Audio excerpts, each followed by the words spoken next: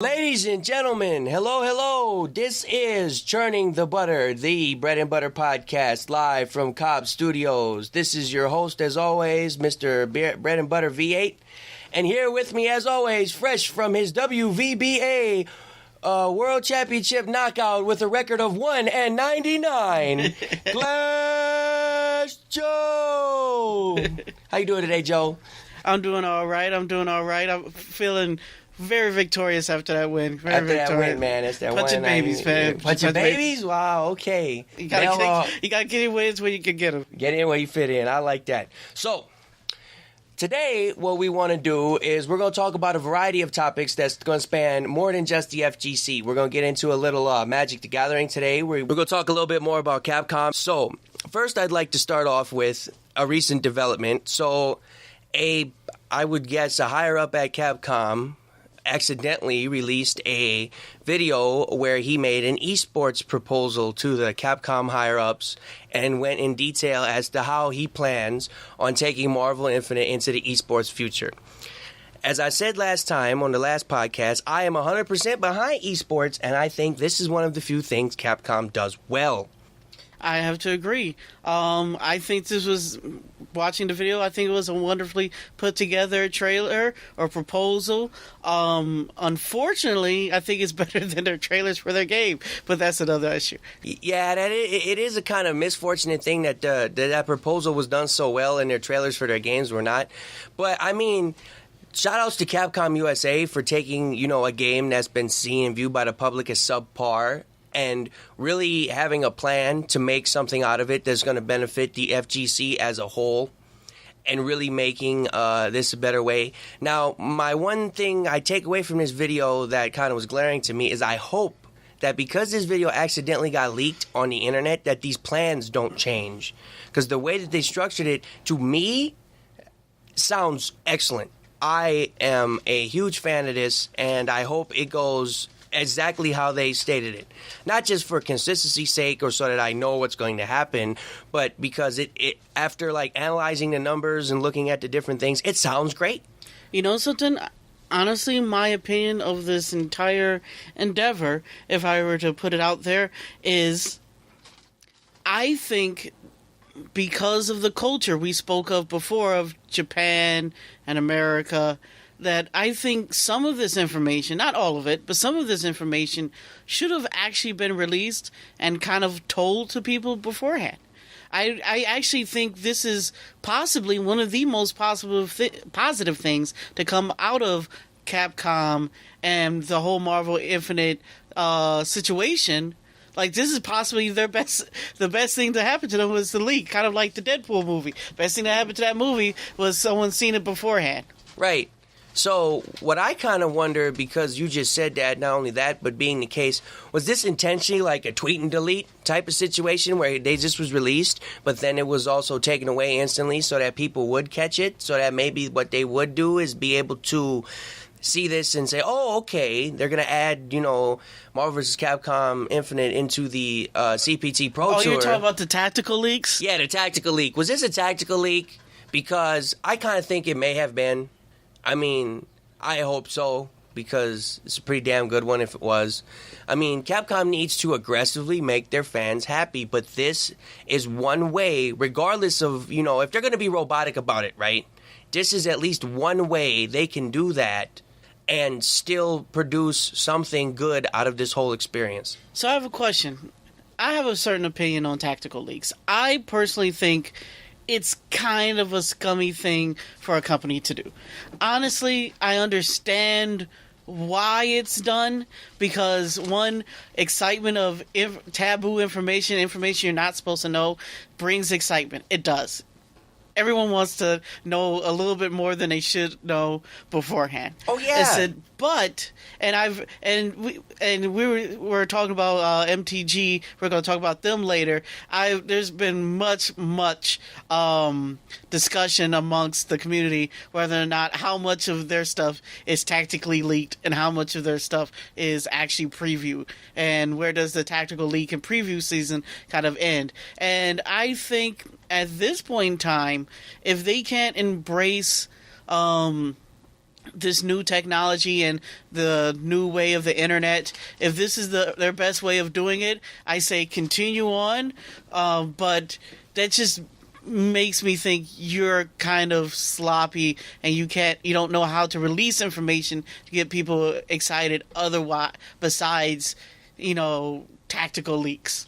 Well, I don't think the whole Capcom thing is a tactical leak. I think it was kind of some people who were hoping for something, kind of doing we're going to do this thing and then ask for forgiveness later sort of thing. It was like action now, forgiveness later thing, where he just put it up there and then took it down. Or it could have been a complete accident the way it was handled.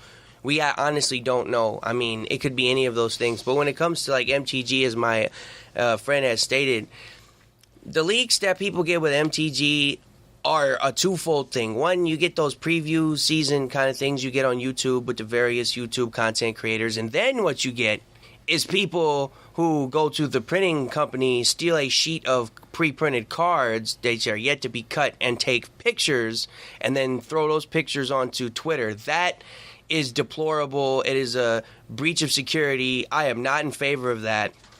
Yes, I want to know the cards. Yes, I want to see the next upcoming stuff. I love spoilers. I'm different in that way. I love spoilers. Tell me everything that happens in the movie before I get to the theater. I'm still going to spend my money if I was interested or not.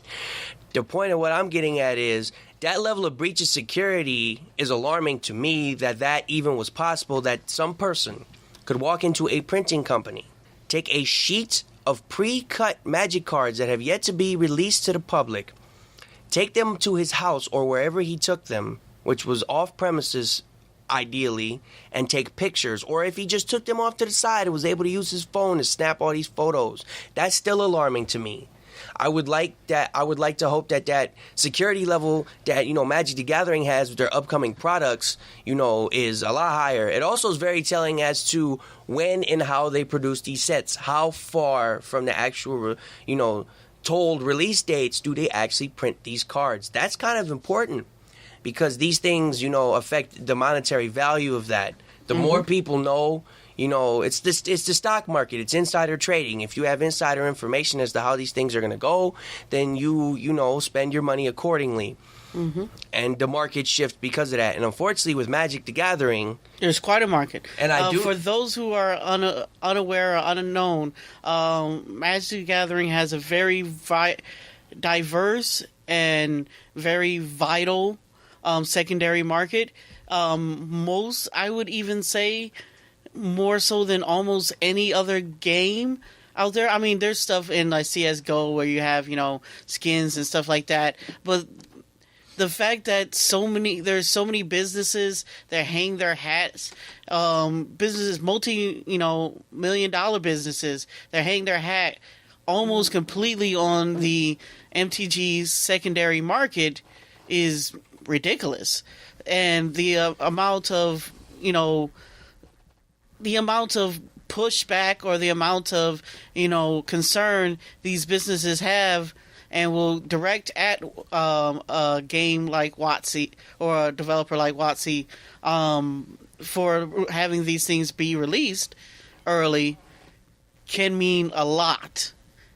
So, what I'd like to do at this time, speaking of things just being told to the public beforehand, is I want to ask my friend here, because he usually does this, and Commander is a format that we enjoy heavily, and we have played in a lot of different places, and we've been competitive, non-competitive, the whole gamut when it comes to the Commander format in MTG. It is a labor of love that we enjoy. It is our most played format, and is what we spend most of our time and resources in that game to play.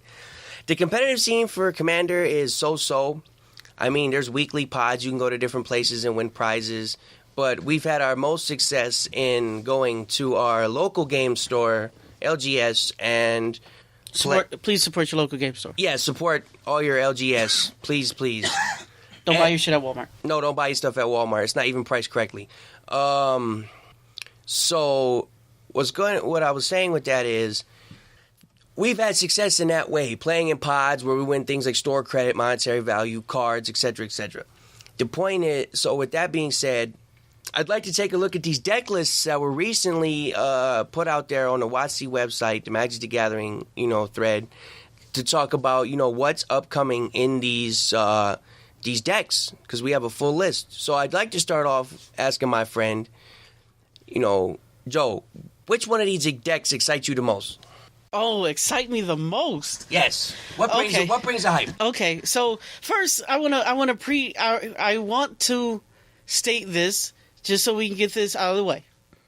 I am a person who plays a lot of Commander, but not just specifically Commander.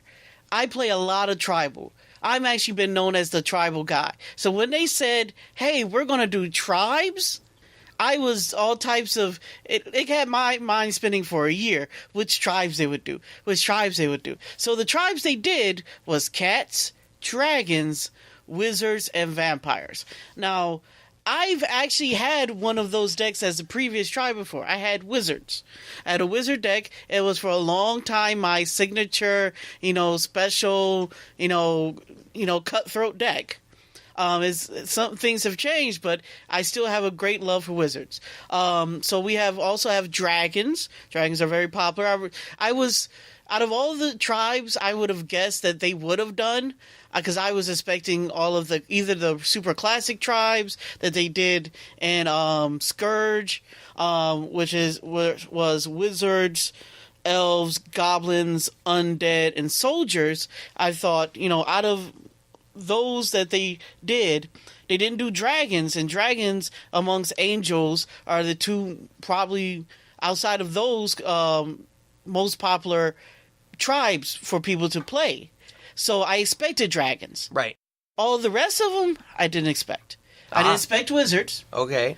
And although vampires... And Grixis wizards at that. Grixis wizards, yeah. I was, sometimes I'm glad they did Grixis Wizards, because I wanted them to do Grixis Wizards. If they were to do Wizards, I wanted them to be either blue-red or blue-red and black. I was like, well, maybe they don't want to stretch so far and do blue-red and black. I'm glad they did. They've had a lot of really good blue-red and black Wizards over the years. I mean... Right, but none of them with any synergy for anything. Also, when he talks about his signature deck was a mono-blue Wizards Tribal with Azami, Lady of Scrolls, as the commander. Yeah. Also, how do you feel about the fact that we got a Azami Lady of Scrolls in the Wizard she was deck? never expensive, so it doesn't really matter. I'm glad they put her in there. Go ahead. But she was never expensive, so they put some more expensive wizards in there, which I'm glad to see, and I was glad to see the wizards that they added. I will be rebuilding Wizard, but it's not the most... But despite all that talk, not the one I'm most excited about. Really? No. So where would you like to start of these four decks as we break down these decks and talk about some of the individuals? I'm not going to... Those are two different questions. I want to start with a different deck, but I'm not going to start with the one I'm most excited about. Okay. So the deck we should start off with is the one that they present first, which is the cat deck.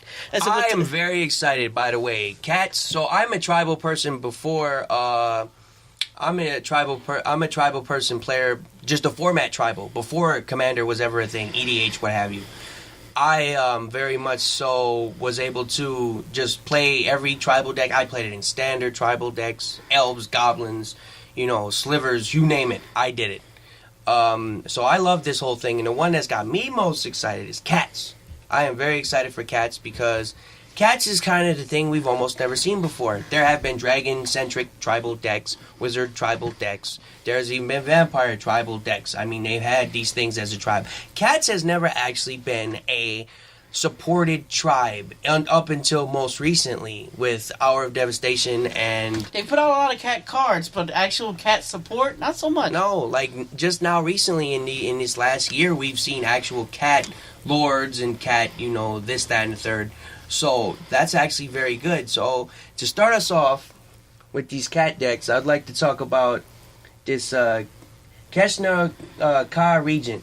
It is a 1 and 2 white legendary creature. At the beginning of your upkeep, put a 2/2 white cat token onto the battlefield for each equipment attached to Keshner Ka Regent. So that's an old one. That's one of the ones that they did a reprint for. I believe she originally showed up in the white Planeswalker equipment deck. And I actually ended up buying that deck, and I currently have a mono white equipment deck, and I'm the only thing that really excites me about the cats are not my favorite. Cats are my least favorite of all of these, but the equipment's in here, Oh, I'm Also, primo equipments. Also, that white equipment deck, and me and my friend do pool cards, so, you know, I play a lot of the same decks he builds, and we share a lot of the same cards. So if I ever say I have a deck, it came from him and vice versa. I give him enough cards where I think I can say that. The point is, in this deck, there might be a creature that may be slightly better than Stram, because Stram Senior Edificers, who we're using for that deck, that may be better than that card instinctually as a general for this deck. And that's the next card I'd like to talk about. Okay. If I can just find it here on this list, bear with me, people. Well, here's the thing. There's a bunch of other great cards in here. So the one card I was really interested in was they had a legendary creature which went and got his own legendary sword. Went and got his own legendary. It was a hammer. It's a hammer, yeah.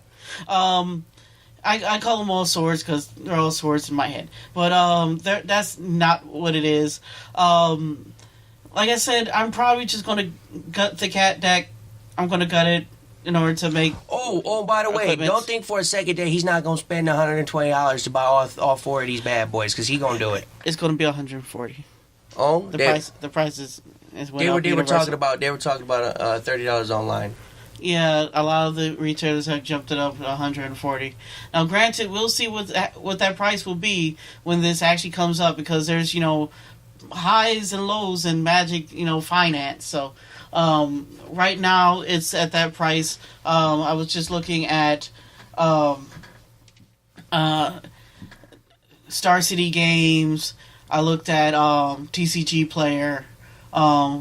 I'm not sure if Card Kingdom is what the price is there, but they're running somewhere around $140 for the whole thing, which I personally think is robbery, because I paid that last year for 5 decks. I'm getting 4 decks, and they don't have a huge amount of different cards, more different cards than the other sets I've played, and although I really love Tribal. Those were, unique decks in the fact that those were 4 colors. We're never probably going to see 4-color commanders again. So that is even more unique. So for them to be pricing them the same for, one less deck, I think that's highway robbery. I think people are just getting a little bit besides themselves. But we'll see where this all ends up. One of the decks usually ends up being a lot more expensive, a lot less expensive beforehand. Well, unfortunately, on this list, on the Magic Wizards website, I couldn't actually find the card in specific I had in my head. But it's essentially the cat that you pay a specific mana cost, I believe it's 1 and a white, and all the equipments in play are instantly equipped onto that creature, and then you get a bonus for that. And it costs, I believe, it's a 3-cost. It's a 3-cost cat, and it's a legend, and I can't recall it instantly offhand. But well, that's because you decided to go to the WotC website. Yeah, no, I did. I went to the WotC website thinking I was going to do something, and I didn't. Yeah, but no, they have a bunch of classics in here. There's Fierce Fleecemane Lion is a classic.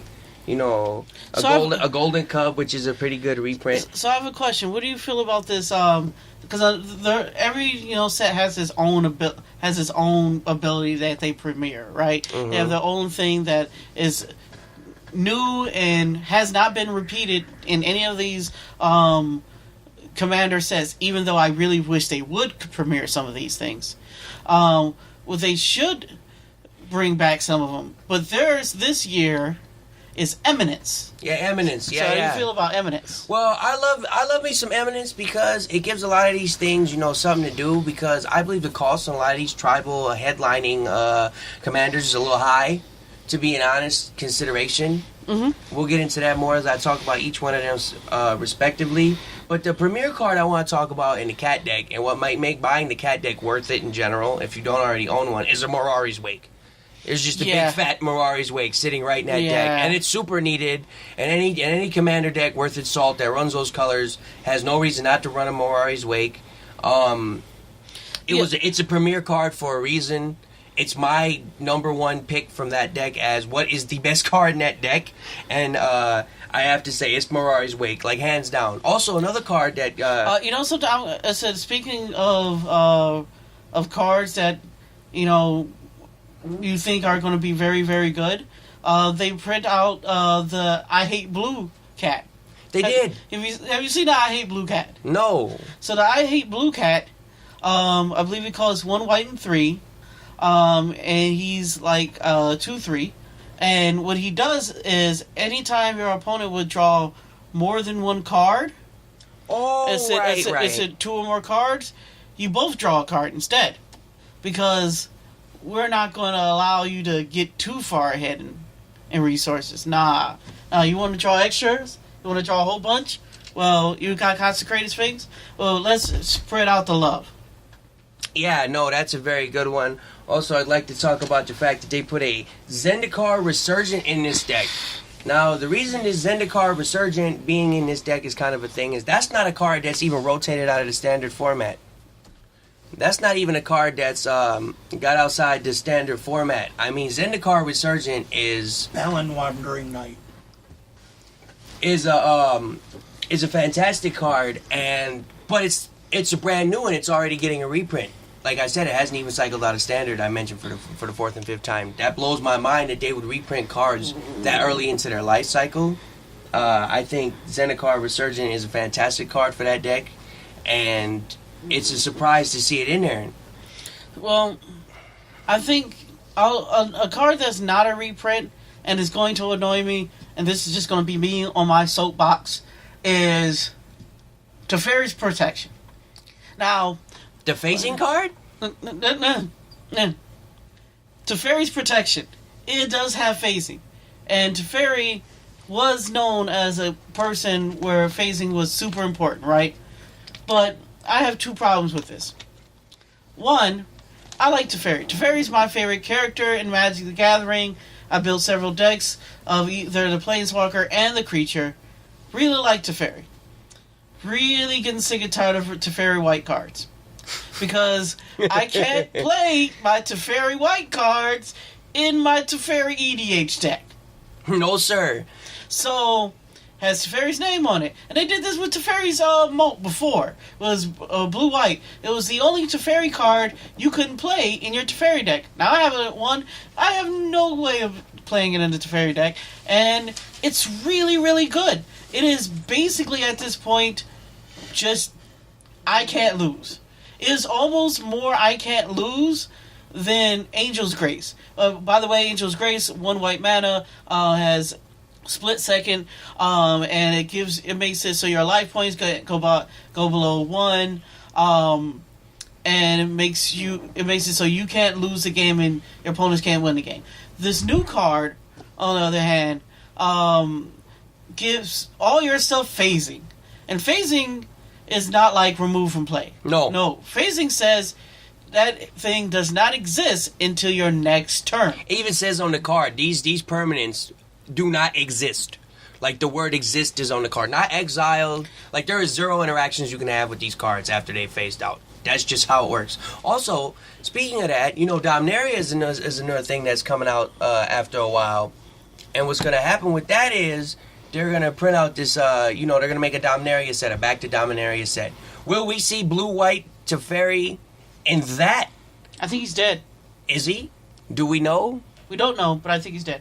But my point is, it's a definite possibility. But yeah, also the other thing it does is until your next turn, your life total can't change. He gave protection from everything. What's that? Protection from everything. Everything. The only other card that had everything, yes, everything, was Progenitus. So, like... it's for 1 white and 2, and I have a Grand Arbiter Augustin it's all deck. Permanents, not all creatures. It can't hear me. Okay, yeah, but no, as he was saying, yeah, it's all permanents. Yeah, your lands, your mama's lands, whatever's on your side of the field. Yeah, no, you can't. It said, now they said exile Teferi's Protection, right? That shit ain't gonna matter. No. I haven't figured it out yet.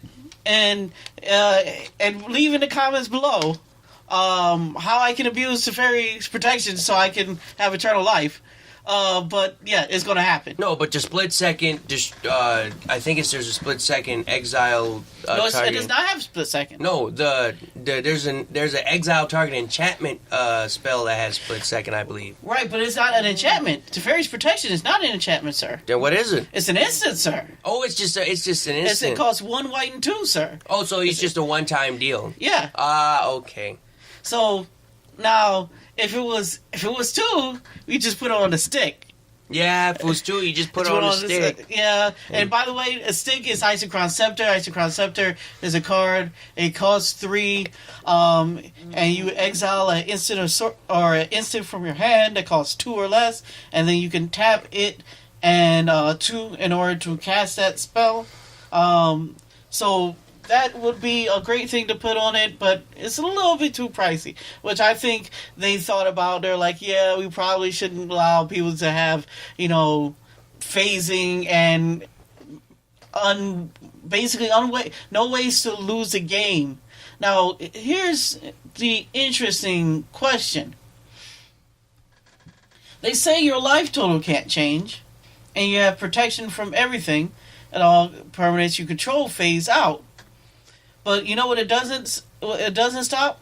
It doesn't stop infect, and it doesn't stop commander damage. Nope. So you can still lose. Yep. People may think you can't lose. Nope.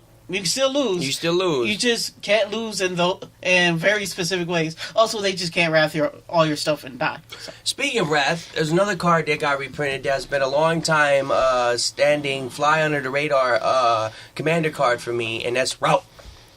The white card, Route, that costs 3 and 2 white, and says you may cast Route anytime you would cast an instant, but you could pay 2 more for it, and it's a wrath effect. Destroy all creatures that can't be regenerated. That within itself is really, really good, and people probably didn't want to pay 7 for an instant speed wrath, but I can't think of another one. Another instant speed wrath in white. There are a couple, but the thing about Route is it's pretty clean. Like, there's another one, I think they put it in Theros, but yeah. No, it's completely clean, and it's an excellent card that I think it's not new. First of all, for a lot of people seeing these decks for the first time, Route is not a new card. It's been around for a while. Also, it's like I said, very under the radar. I've included it in lists that I've made for white EDH decks. I've suggested it to lots of people. Any 5-color commander would love that card, Route. I mean, it's Wrath of God plus, and it's also a second Wrath of God effect. So, having that at instant speed in white, if you're playing specifically mono white or a very low color cost deck. Speaking of which, the cat deck is only 2 colors being white and green, which says quite a bit because the rest of the decks are 3 or more colors.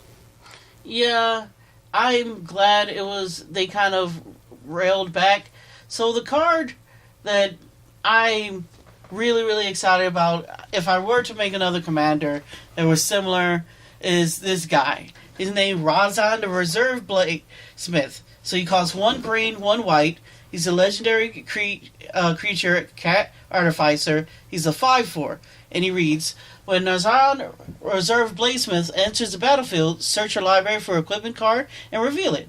If you reveal a card named Hammer of Nazan this way, put it into the battlefield. Otherwise, put that card onto your hand.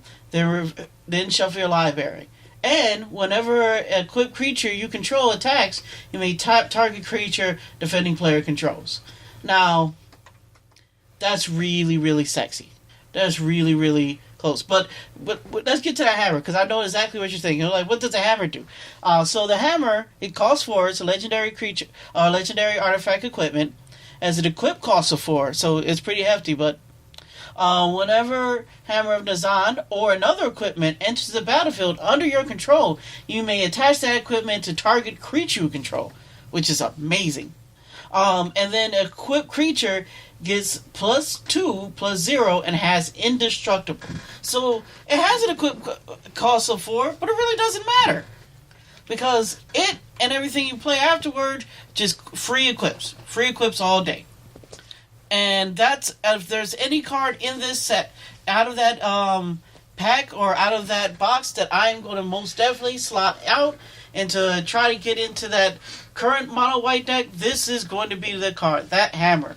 Well, I have another out of this cat deck that you could possibly slide out, and I like it because I like low cost commanders.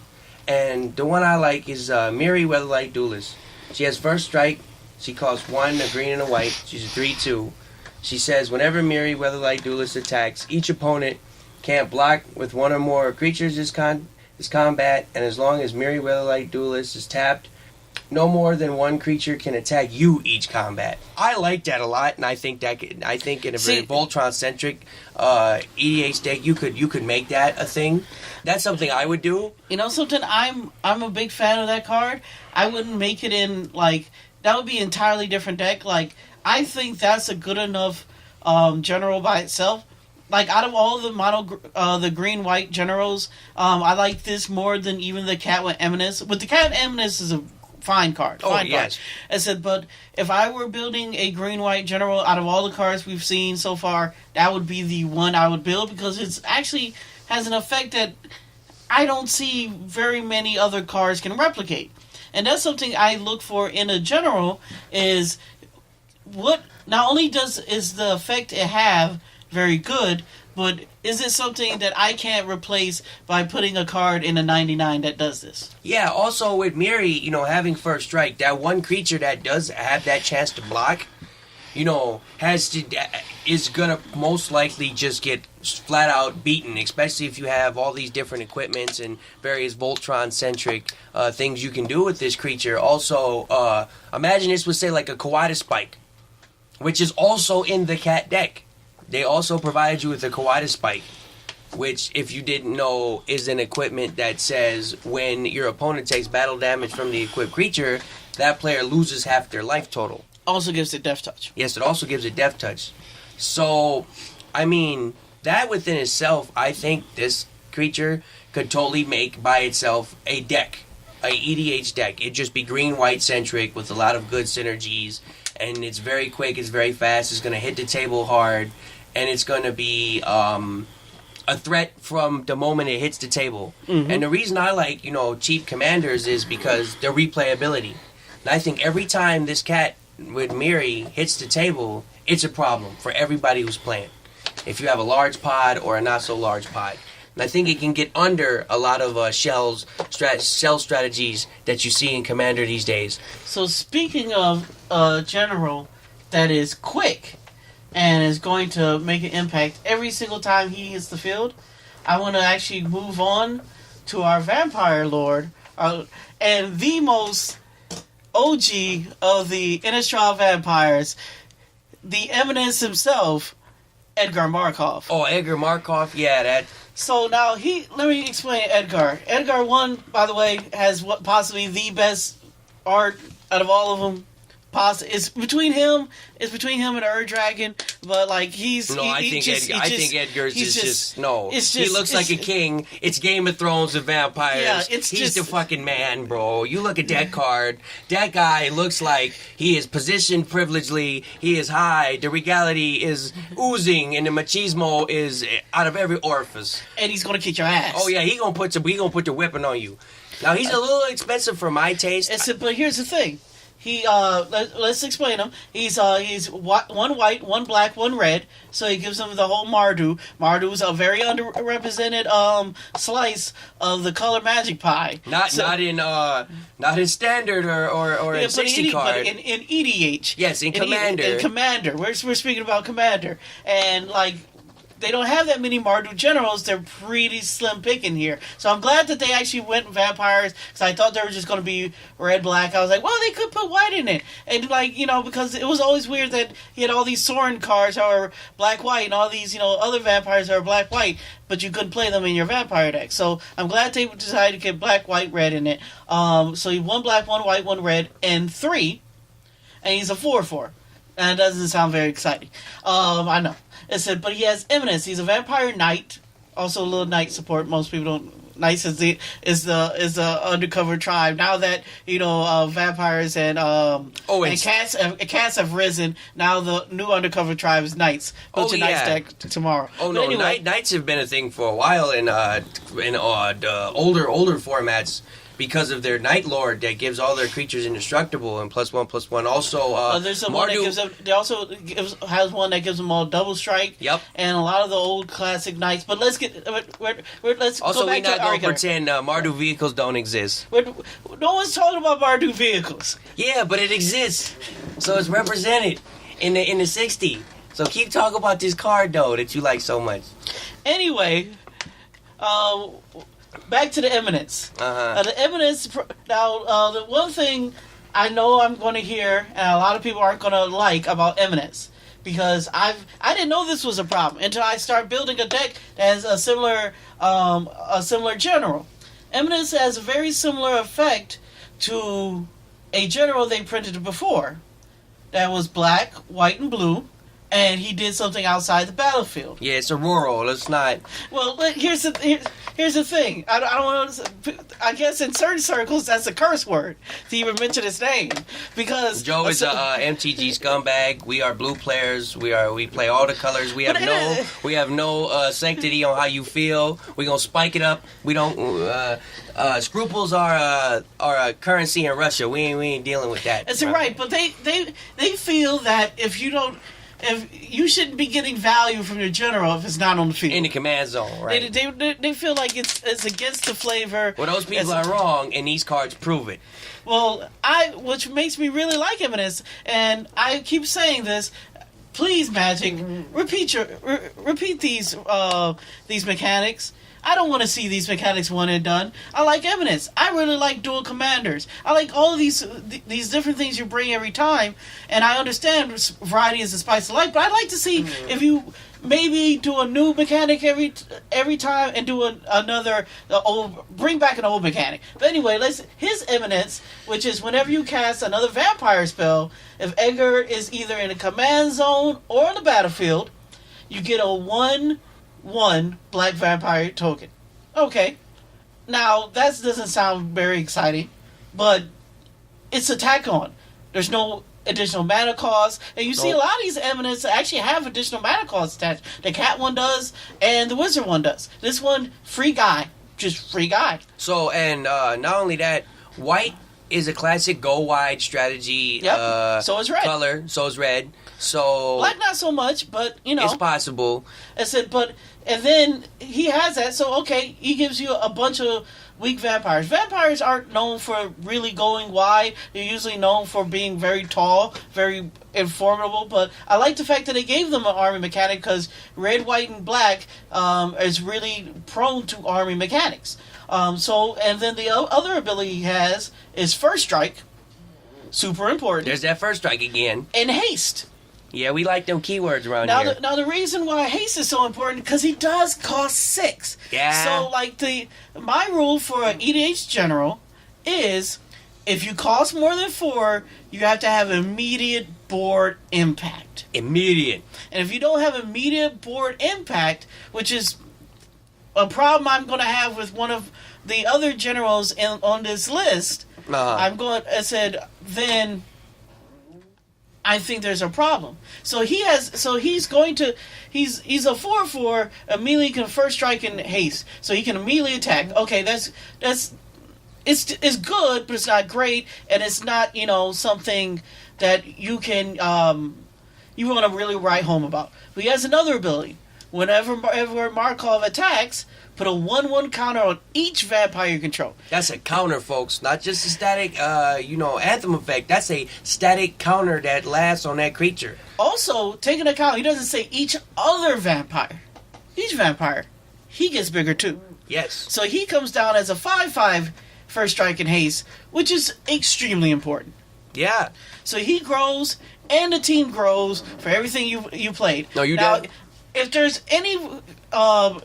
any card guaranteed that I'm going to, out of all the Eminence commanders, I'm going to guarantee play, this is the guy. He's the one I am going to take out, shift his deck around, but he's guaranteed going to be my Eminence.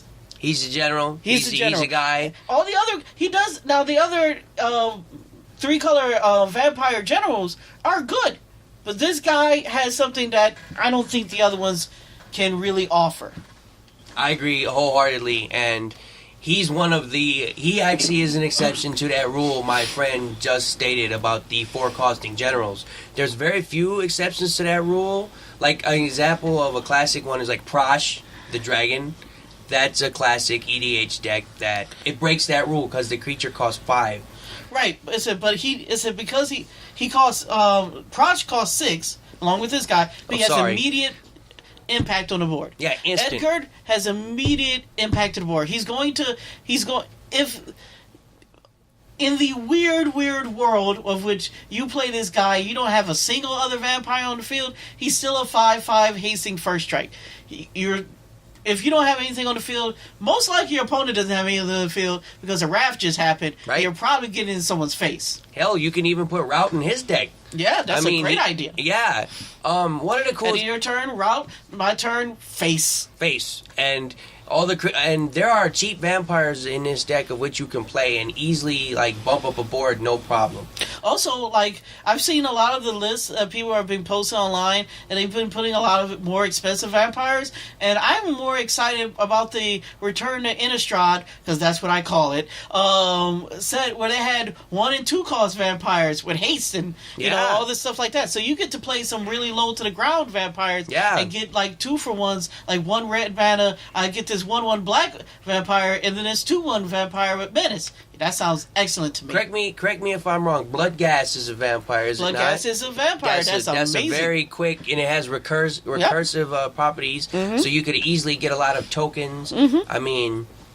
And vampires are good in general. Nighthawk is a great vampire. Oh yeah, Vampire Nighthawk. And anytime and these are permanent. The thing I think, and he puts them over. I'm just gonna talk about it because I've kind of been dancing around it the whole time, and Wizards were the ones I was the most excited about initially by the thought of it. But we're gonna bring up the Wizard Eminence Commander, because I don't like her. No? I'm going to put it out there. She might be the one I built a deck around, but I'm not excited about it. And which one is that specifically? Is Inala, Archmage Ritualist. So she costs 1 blue, 1 red, and 1 black, and 2. And she is a 5/4 human wizard. Her eminence is whenever another non-token wizard enters the battlefield under your control, if Inala Archmage Ritualist is in the command zone or on the battlefield, you may pay 1. If you do, create a token that's a copy of the wizard. The token gains haste and exile at the beginning of your next end step. And then her other ability is tap 5 wizards you control. Target player loses 7 life. Now, my problem with Inala is she actually makes me not want to play her. Really? And why is that? Because I don't want to actually cast her almost ever. I can't, unless I see someone, unless I have 20 wizards or 10 wizards on the field, which even when I played Wizard Tribal in a deck with nothing but all wizards in it, it wasn't very often I had 10 wizards on the field. But unless I have 10 wizards or someone's down to 7 life, I don't really see myself tapping 5 untapped wizards to deal 7 life. 7 life is great in 60, but 7 life is kind of piddling and middling in 100 card Magic. Because granted, it doesn't cost any mana, but there's a lot better things you can do with an untapped wizard. Also, if I can go back to the vampires for just a small moment, an underrated card that I think is very underrated that's in the deck is Black Market. And it is for 3 and 2 black. It's an enchantment that says whenever a creature dies, put a charge counter on Black Market. At the beginning of your pre-combat main phase, add a black to your mana pool for each charge counter on Black Market. Now, that's going to be a very underrated card because a lot of people think, well, I'm not going to have lots of creatures that are going to die in this vampire deck. Well, it's no longer underrated anymore, sir. Now imagine if you had that in play and then you routed the board and a lot of your own creatures were gone with that, and it's a tactical, 2-for-1 for you. Also, this makes Markov's calls less, which is extremely important. So I think even with, him being what it is, he has red and black in his deck. You can add ramp to make him much faster. You can add, the classic staples. You can put, Sol Ring and these different things. And Put the Cygnus in there. The Cygnus, Chromatic Lantern, Coalition Relic and things of the like. I mean, those will be in the more pumped up list. But I am 100%, because Black Market is in the deck and you have access to cards at that type. Hell, I would even play, if I was doing it, a Mana Flare in his deck, just because that's how much I want him to consistently smash the board and consistently, because I think the Vampires is a hyper-aggressive strategy. I think the best way to actually play the deck is a hyper-aggressive strategy, which allows you to beat people by going wide, but you have to get under a lot of their taller cards, more expensive things. I don't believe it's more of a controlling deck. I think you have some control aspects, i.e. spot removal and some wrath effects. Like, I would actually even put in a Decree of Annihilation in that deck with Zoran Markov. But on this Wizard deal that my friend is talking about with this 7 life, I actually don't think she is the general.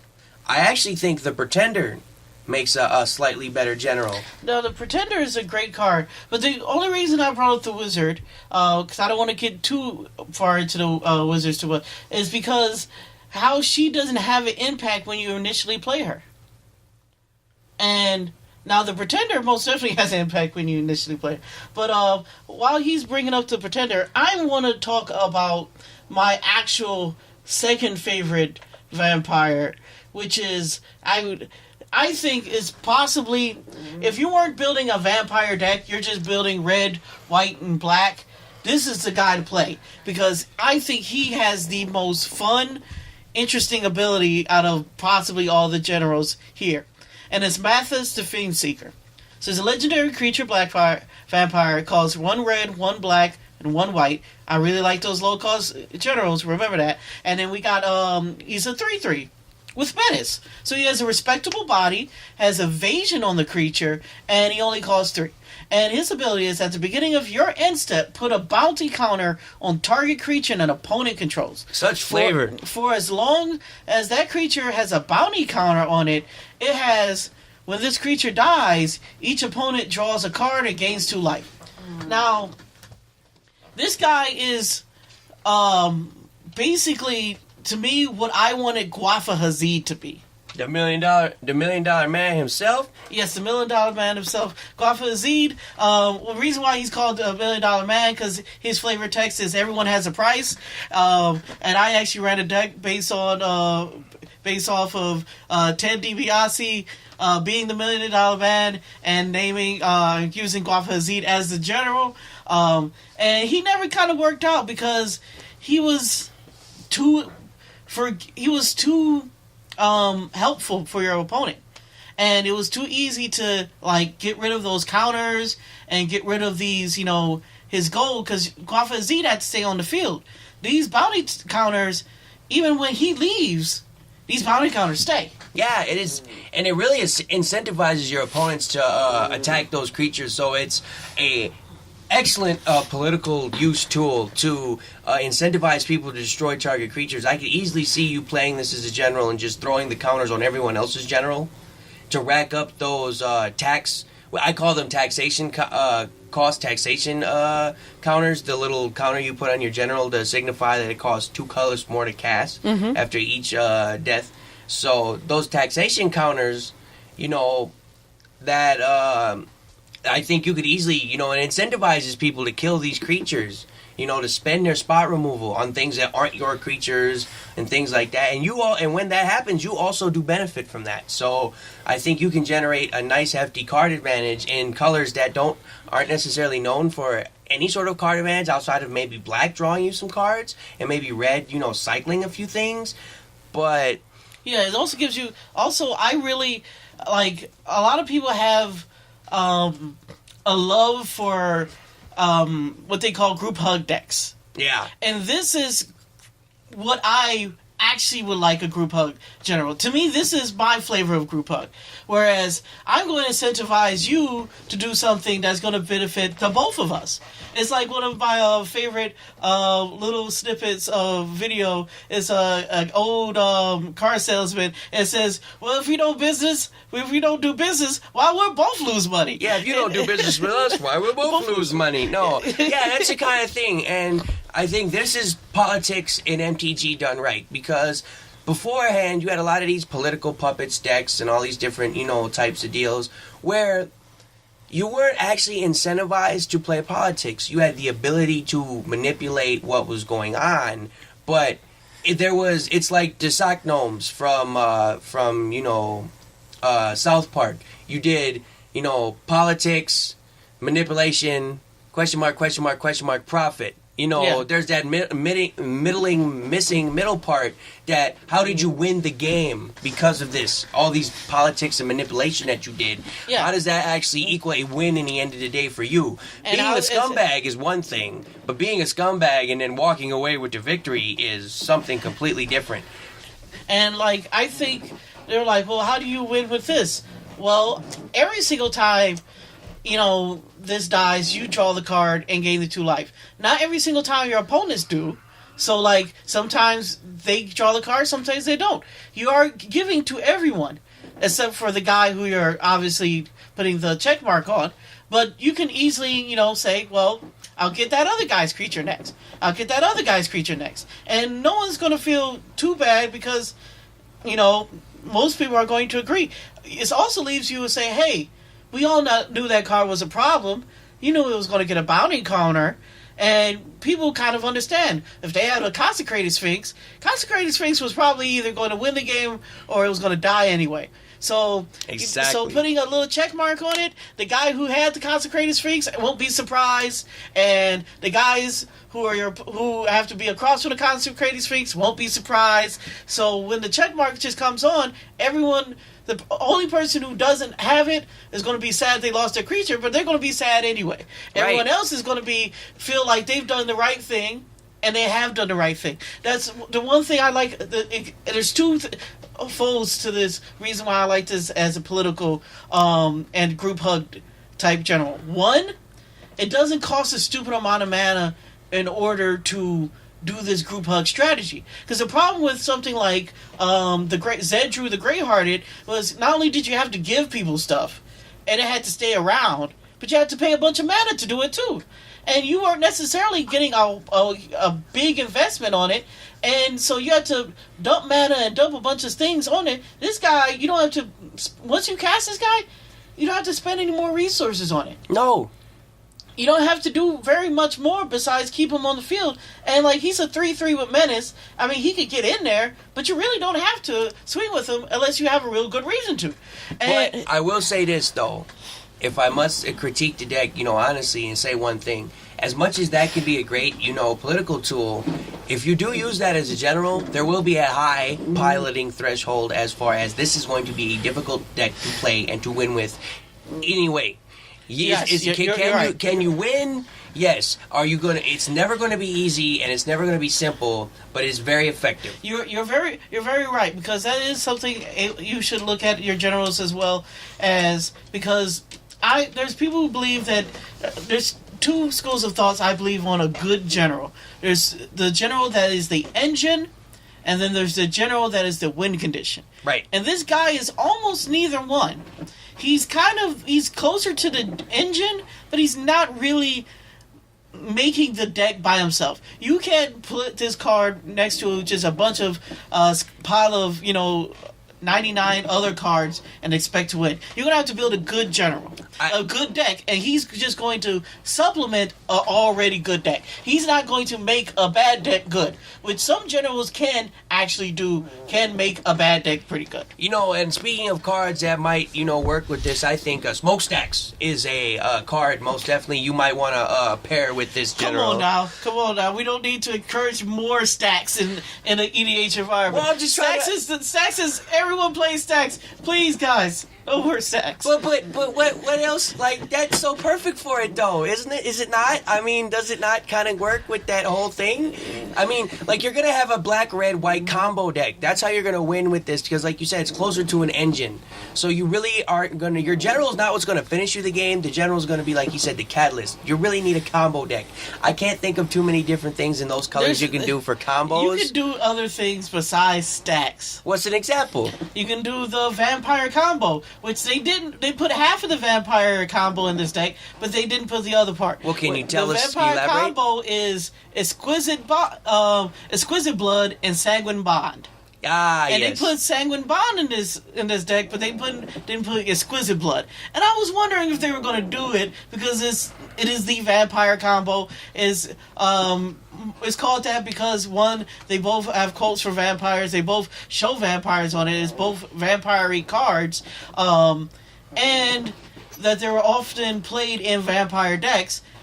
And it's an infinite combo, and they could have thrown it in there. And I understand they may not want to give you a out-of-the-box infinite combo. They might just want to give you a nudge and say, hey, it would be good, get this other card. But I just find it interesting that they didn't do that, and that is something you could have put in there. That's something most definitely I think you would be incentivized to do. Again, a Decree of Annihilation, play many, many Wrath effects.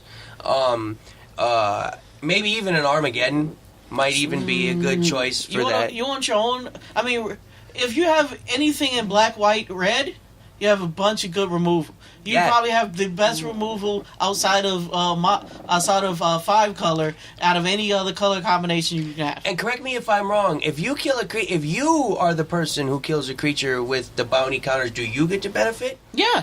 So say for instance you give a creature a bounty counter and then you use Dark Grasp on it. Or Grasp of Darkness. Yeah. And you draw that card? Yeah, it's just all opponents. Each opponent basically draws that card. So anyone who isn't controlling that card... Okay, so then it would incentivize you to play things like, Juxlahops or Juxlahops or however that's pronounced. Juxtahops or whatever. The red card that destroys all the opponent's creatures. Juxlahops, that's how you pronounce it. Yeah, that, like I said, Decree of Annihilation. Those things also kill... Those things also kill... Juxlahops and Decree of Annihilation also kills lands. Well, see... That's the funny part. This isn't a very high-cost deal.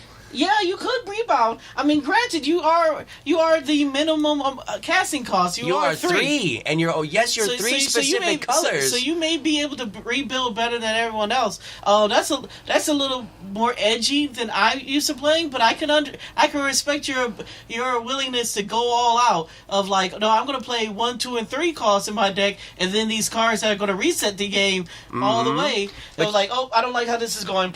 Also, you could because you can rebuild so fast with this general, you can play cards like Warp World, all the Goblin Game to really shake up some political shenanigans. I mean, you can play Warp World is a favorite of mine in Red EH, and you could easily play that in this deck and do quite well. Start putting bounty counters on these little things that these other people put. I mean, you can do so much. And I want to talk about, before we get off of it, I want to talk about the last general of the vampires. And I think I really like this card. It has a very interesting mechanic. So it's Lycia, Sanguine Tribute.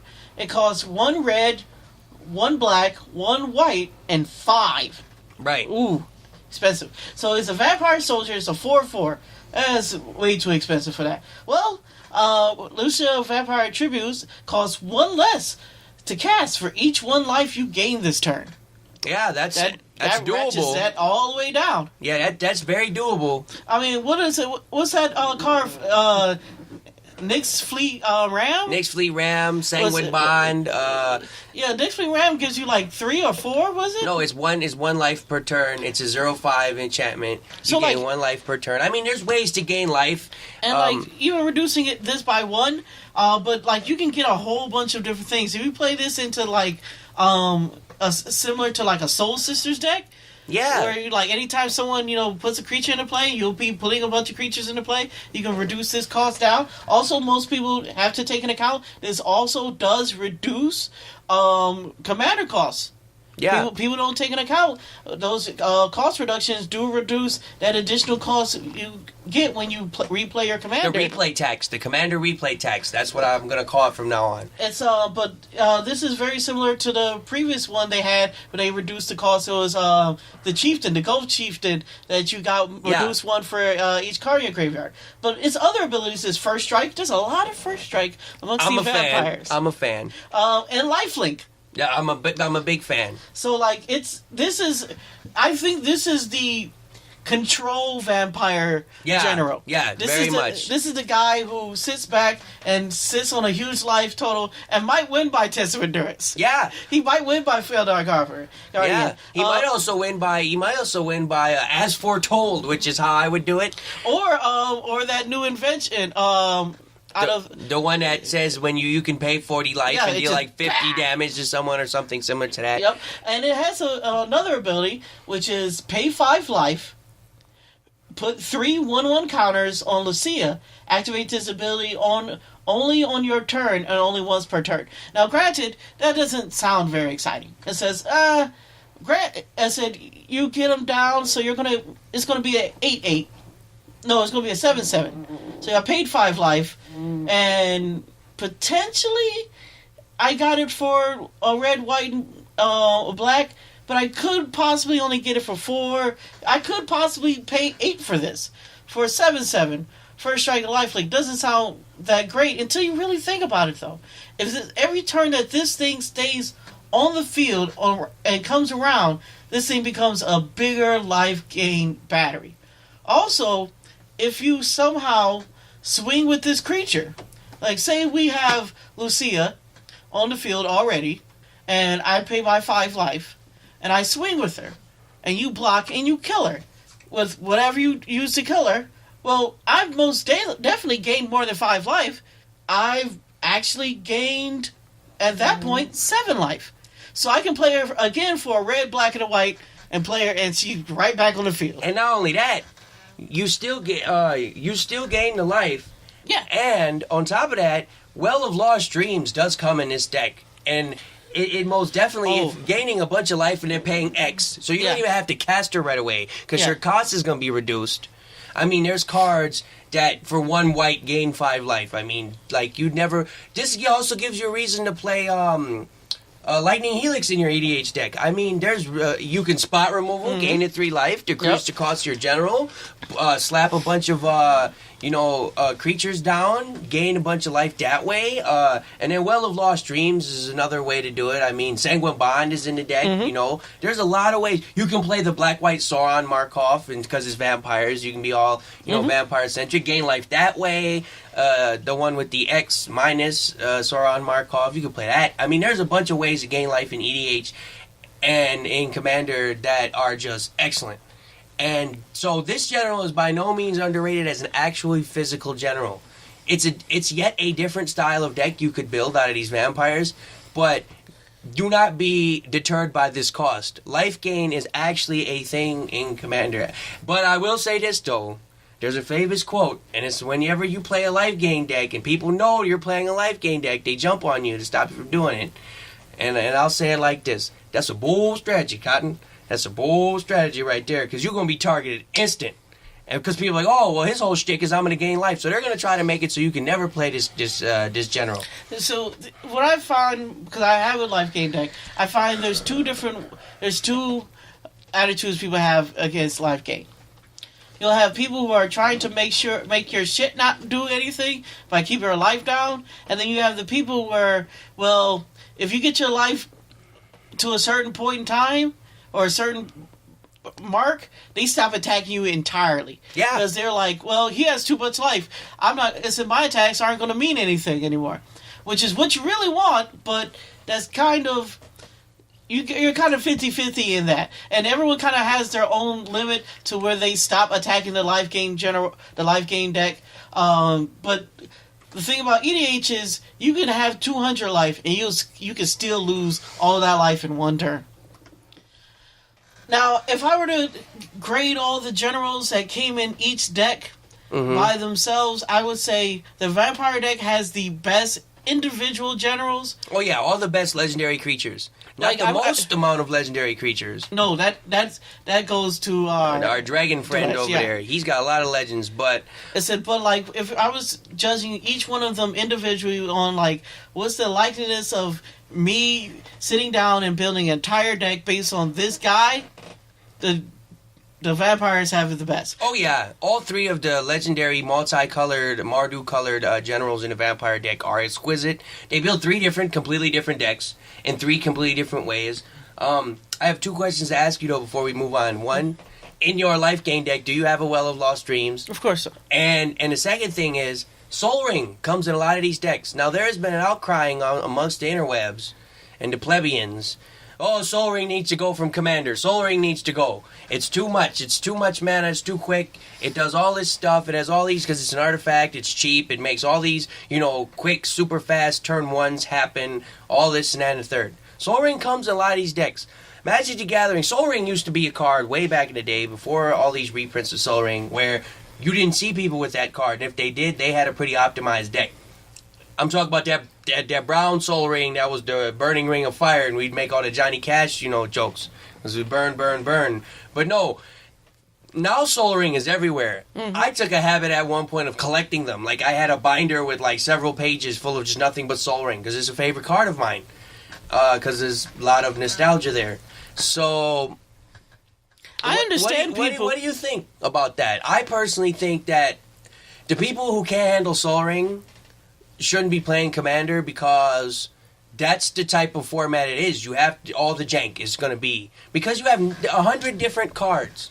Now, yes, there's going to be staples, and I mean, if you really want to eliminate all the staples from Commander, there's a reason for that. But I personally have no problem with Soul Ring because of the simple fact that Wizards of the Coast makes that card so darn accessible. So here's the thing. I'm never going to tell anyone how to play their Magic, right. How to play their EDH. EDH is in of itself a casual format. But I'm not going to pretend that my head isn't pointy and I'm not a spike. Right. So you can blubber on and on and on about Soul Ring all you want. And I would be fine with them removing Soul Ring only if they remove Mana Crypt and Mana Vault as well. I said, because Soul Ring actually still costs mana, and that Vault doesn't. Yeah, not only does the Vault not do it, I mean, Doubling Cube, if we're going to get rid of Soul Ring, we got Doubling Cube right there with it.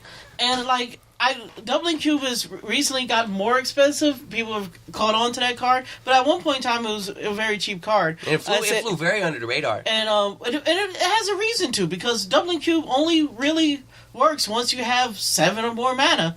So it's not as abusive as the other cards, but it's still in that range of once you see that thing turn on, you scratch your head and say, was this the right move?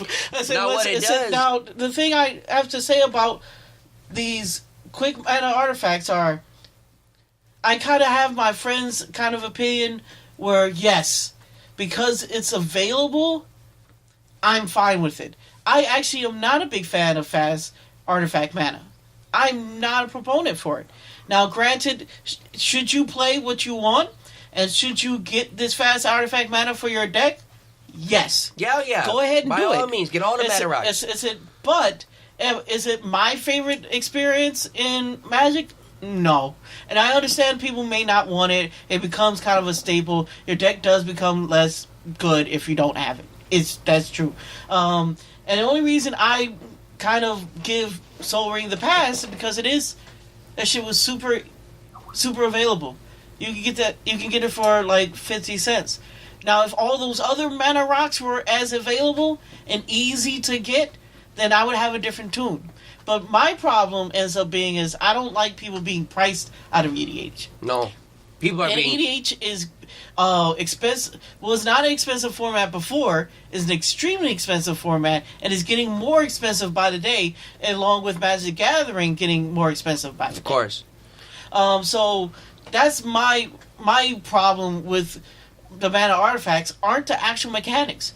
It's the price. Yeah, it's the price. I mean, the other reason I'm all for these, and a lot of people don't bring this topic up, but I'm all for a lot of these, mana rocks that make colorless mana and produce extra mana. Because if Soul Ring's gonna go, then that mana, not just mana lands, but the imprint land artifact that doubles the mana for that imprinted land type, that also would have to go. I mean, we're gonna have to get them all out. But what those things do is they make mono colored EDH decks more viable. You can play a Soul Ring in your mono green EDH deck, and it just helps it out. These things, because the way Commander is formatted, totally helps out the variety of decks. It allows a lot more things to happen. The deck that needs it the most is mono white. Yeah, mono white loves all their little mana rocks. And if they didn't have it, I'd be really sad for them, because there'd be nothing for you to do. No, really, you'd be so slowed down. And even with things like land tags and various creatures that can grab you a plains. But another thing about that is kind of a thing is, I actually don't think Soul Ring is that bad because it produces colorless mana. You know what I think is worse? Signets. The Signets, to me, are much worse because they produce the colored mana. Now, that's blasphemy. Well, I will hear no bad talk about the Signets. Well, let's be honest. I mean, I think filtering and fixing is much more powerful than just gobs of colorless mana. I wish you had never said that, because you shouldn't spread those lies, those blatant truth, blatant lies. There's no way that the Signets are ever a problem, and they've done nothing but good for people out there. I just have one thing to say about that to my friend Orb. Yeah, he needs to understand. That's a Mario Maker reference that I wanted to throw in there. But the point is, things like Mirari's Wake, and that's what I meant by that, are just way better than Soul Ring will ever be in the terms of Commander. Like Mirari's Wake, Doubling Season. There's a long list of cards. Is it Mana Reflection? Mana Reflection. Oof, kids, go out there and check the price of Mana Reflection and come back and tell me. Yeah. That doubles also. I think there's kind of a different school of players out there who believe that fast mana is a problem with EDH. And I think fast mana is the foundation of EDH, actually. Like, that's what makes this entire... Why you have 40 life and why you have 100 card is because they want you to play all these big, stupid spells. Yeah. So, if you don't have ramp in your deck, you're doing it wrong.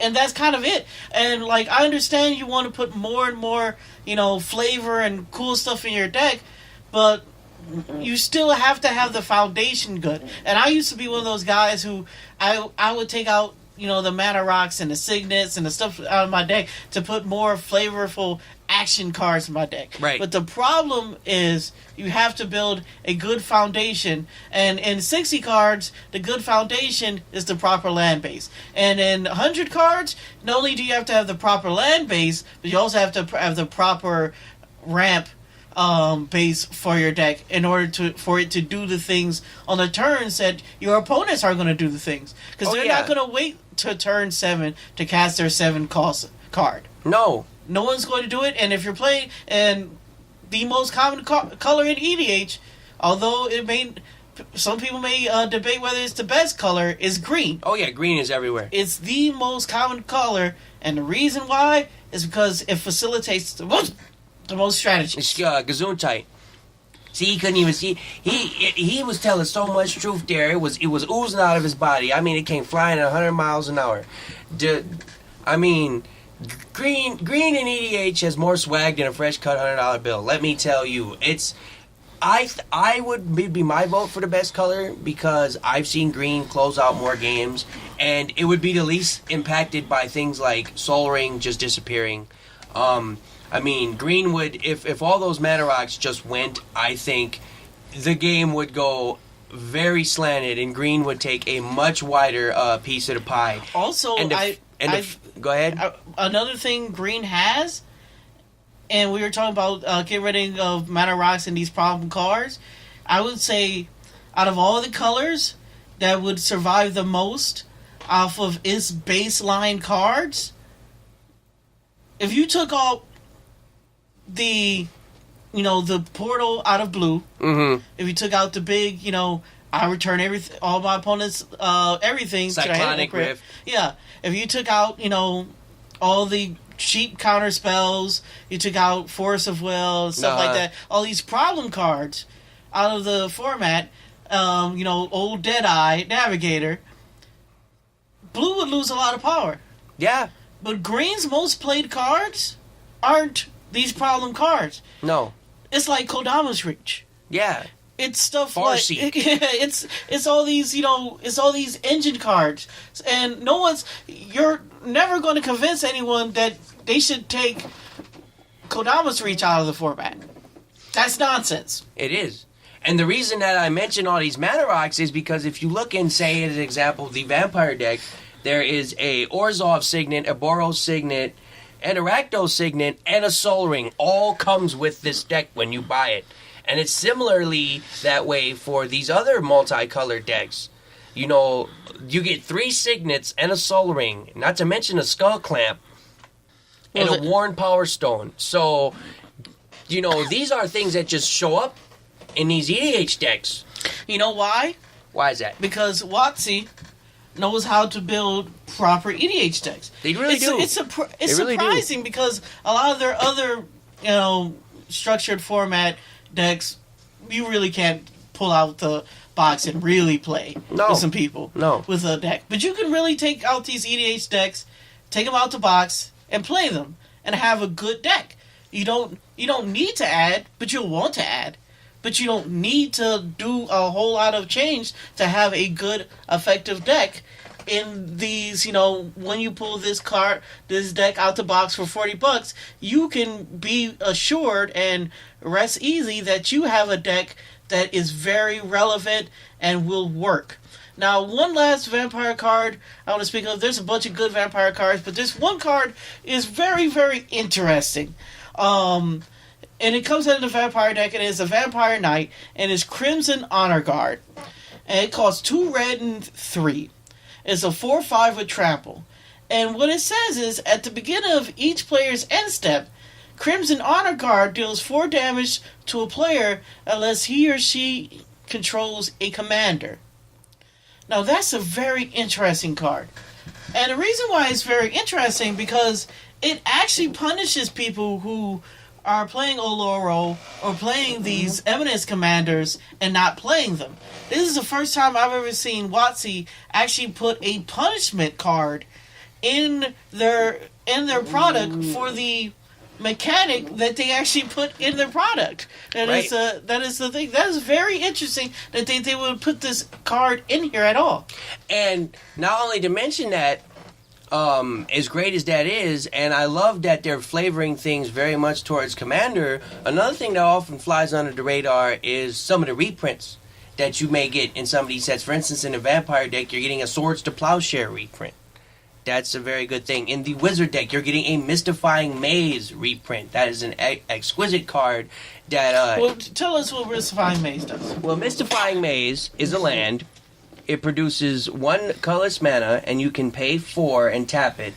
You can exile target attacking creature an opponent controls at the beginning of the next end step. Return that creature to the battlefield tapped under its owner's control. It's the basically little brother to the other Maze card that was Maze a land. of Ith. Maze of Ith. I was missing it. Yeah, it's the little brother to Maze of Ith, but a great card outright. And in something like the Wizard deck, also, you're getting a Nevmerl's Disc, which is another classic staple EDH card at this point in this Wizard deck. You're getting, another, yet again, a Soul Ring. Like, there's a Soul Ring. Another Worn Power Stone. Another Worn Power Stone. Like, all these things are, going into these decks, and they're everywhere. And so, if people don't like staples, they really can't, be too upset, because WotC is giving you all the staples. They're prognosticating, if that's the correct word. Yeah, they're basically saying, well, they didn't choose to say, well, and we don't think the staples are a good idea, so we're not gonna endorse them. They said, well, this is the game that people are playing already.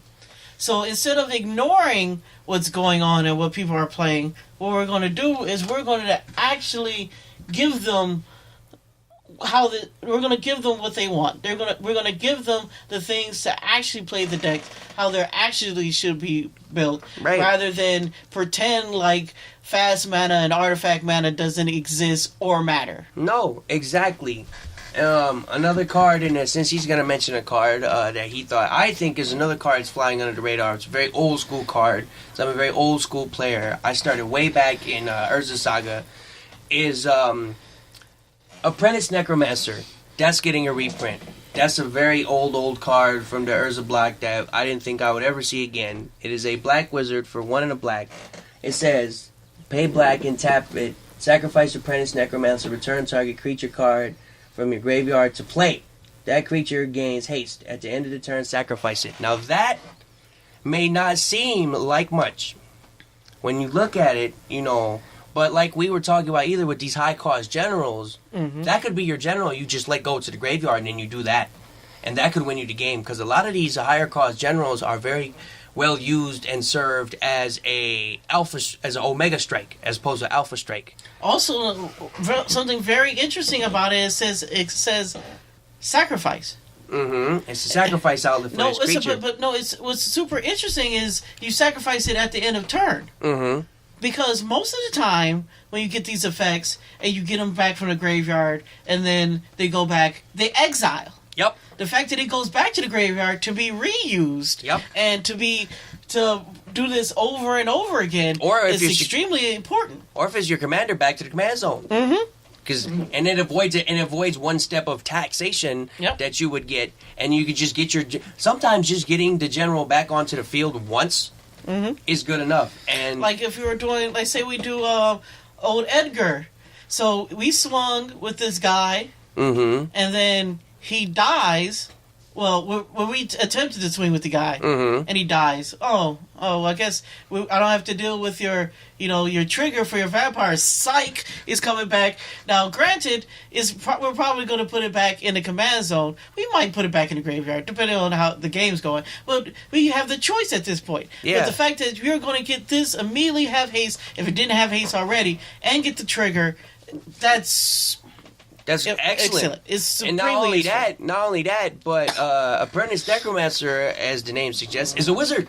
So there you go. I mean, it makes all these things really good. It helps out the I'd like to start talking about the wizard deck. It helps out the Pretender.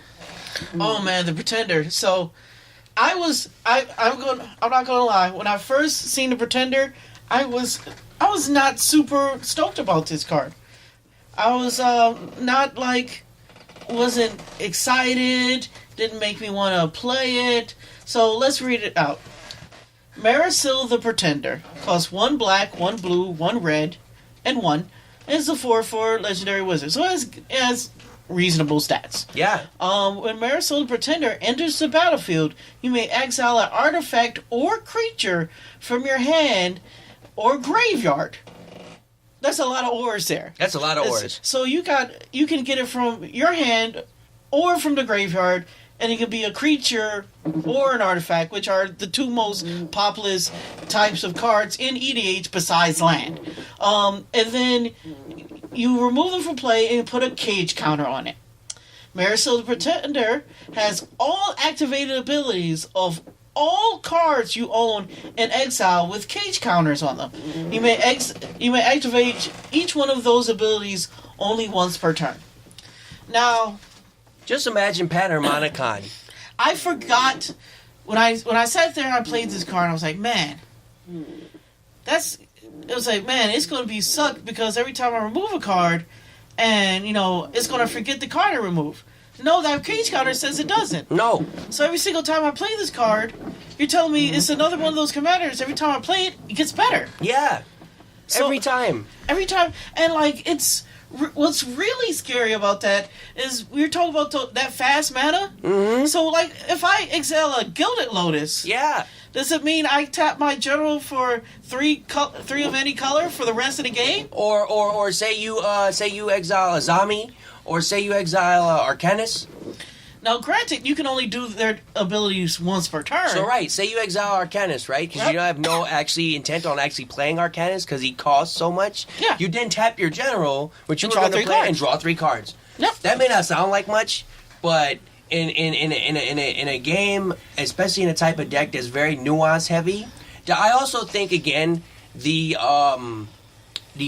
Wizards deck is going to have a very high pilot rating as far as usability, ease of use. Oh yeah, it's going to be the hardest deck to play. Any of the generals you choose. Yeah, it's now granted. Here's something else people have to take into account. It does not say when you play Marisol, when you cast Marisol. It says when Marisol enters the battlefield. So all those stupid blink combos and effects come into play with this general. So you can, return it back to your hand and play it again. Like, say you have Arcanus. One of his activated abilities is pay 2 blue and 2 colorless and return it back to your hand. Now Marisol can do that and play herself again. And again, and again, and again, is how much ever mana you have. This card is going to be very shenanigan heavy and very, you're gonna see a deck that's very not so much Wizards. Because you're going to see people put in things that is just going to be able to, make this chick better. Like I say again, Panharmonicon, Aetherworst Marvel, and yeah, you got red in there, and blue, so you're going to get you some energy tokens. Yeah, you can. You can it's totally going to do that. So, you could see of a litany, just a litany of a Gilded Lotus, like my friend said, any number of things. And here's the thing. You'll also... if you're really clever and you're really cheeky, you could put a bunch of things in there that untap. Oh yeah.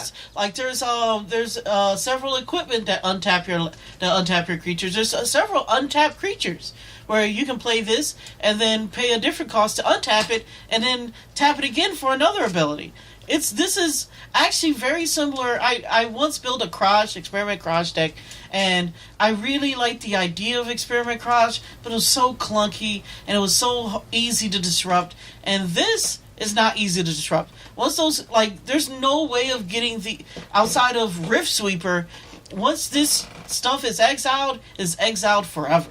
Now, granted...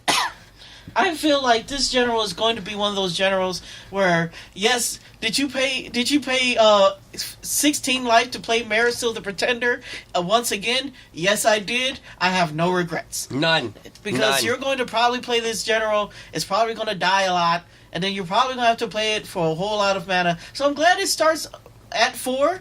Now, granted, 4 is at that mark where it has to have that immediate impact, but I think at that point in time, if I play Marisol and then I get a Thran Dynamo, or I get a Gilded Lotus, I should start tapping her for mana, that would be good enough to pay for mana for me, because both of those cards cost more than Marisol costs to cast. Now, I think this is possibly out of probably all the cards you're having right here, this is possibly the card that is going to have the most different deck than any of the other generals. This deck is going to look very different from any other deck. It's probably the newest general. Yeah. In the fact that it covers the least reused or previously treaded area out of all the generals. Another card I like with this, just to mention one last card, is Gift of the God Pharaoh. To re-get creatures just spawning and spawning and spawning, and Gift of the God Pharaoh costs 7. So if you're getting an effect like that on turn 4, right out of your hand, that's pretty sweet. That's just yet again another thing, So also now I'd like to talk about the Dragon deck, and the first card I'd like to mention out of the Dragon deck... It's not the Dragon General. It's not the Dragon General, no. It's because the Dragon General, when you look at him, costs a horrendous amount of mana. I'm talking about the Dragon itself. The Dragon, let's please actually go over the Dragon. Okay, break it down for us. So the Dragon is the Ur-Dragon. I like he's the Ur-Dragon, not a Ur-Dragon. There's only one. Right. He calls Wooburg, for those who don't know what Wooburg is white, blue, black, red, green, and 4. He's a dragon avatar. It's a 10/10.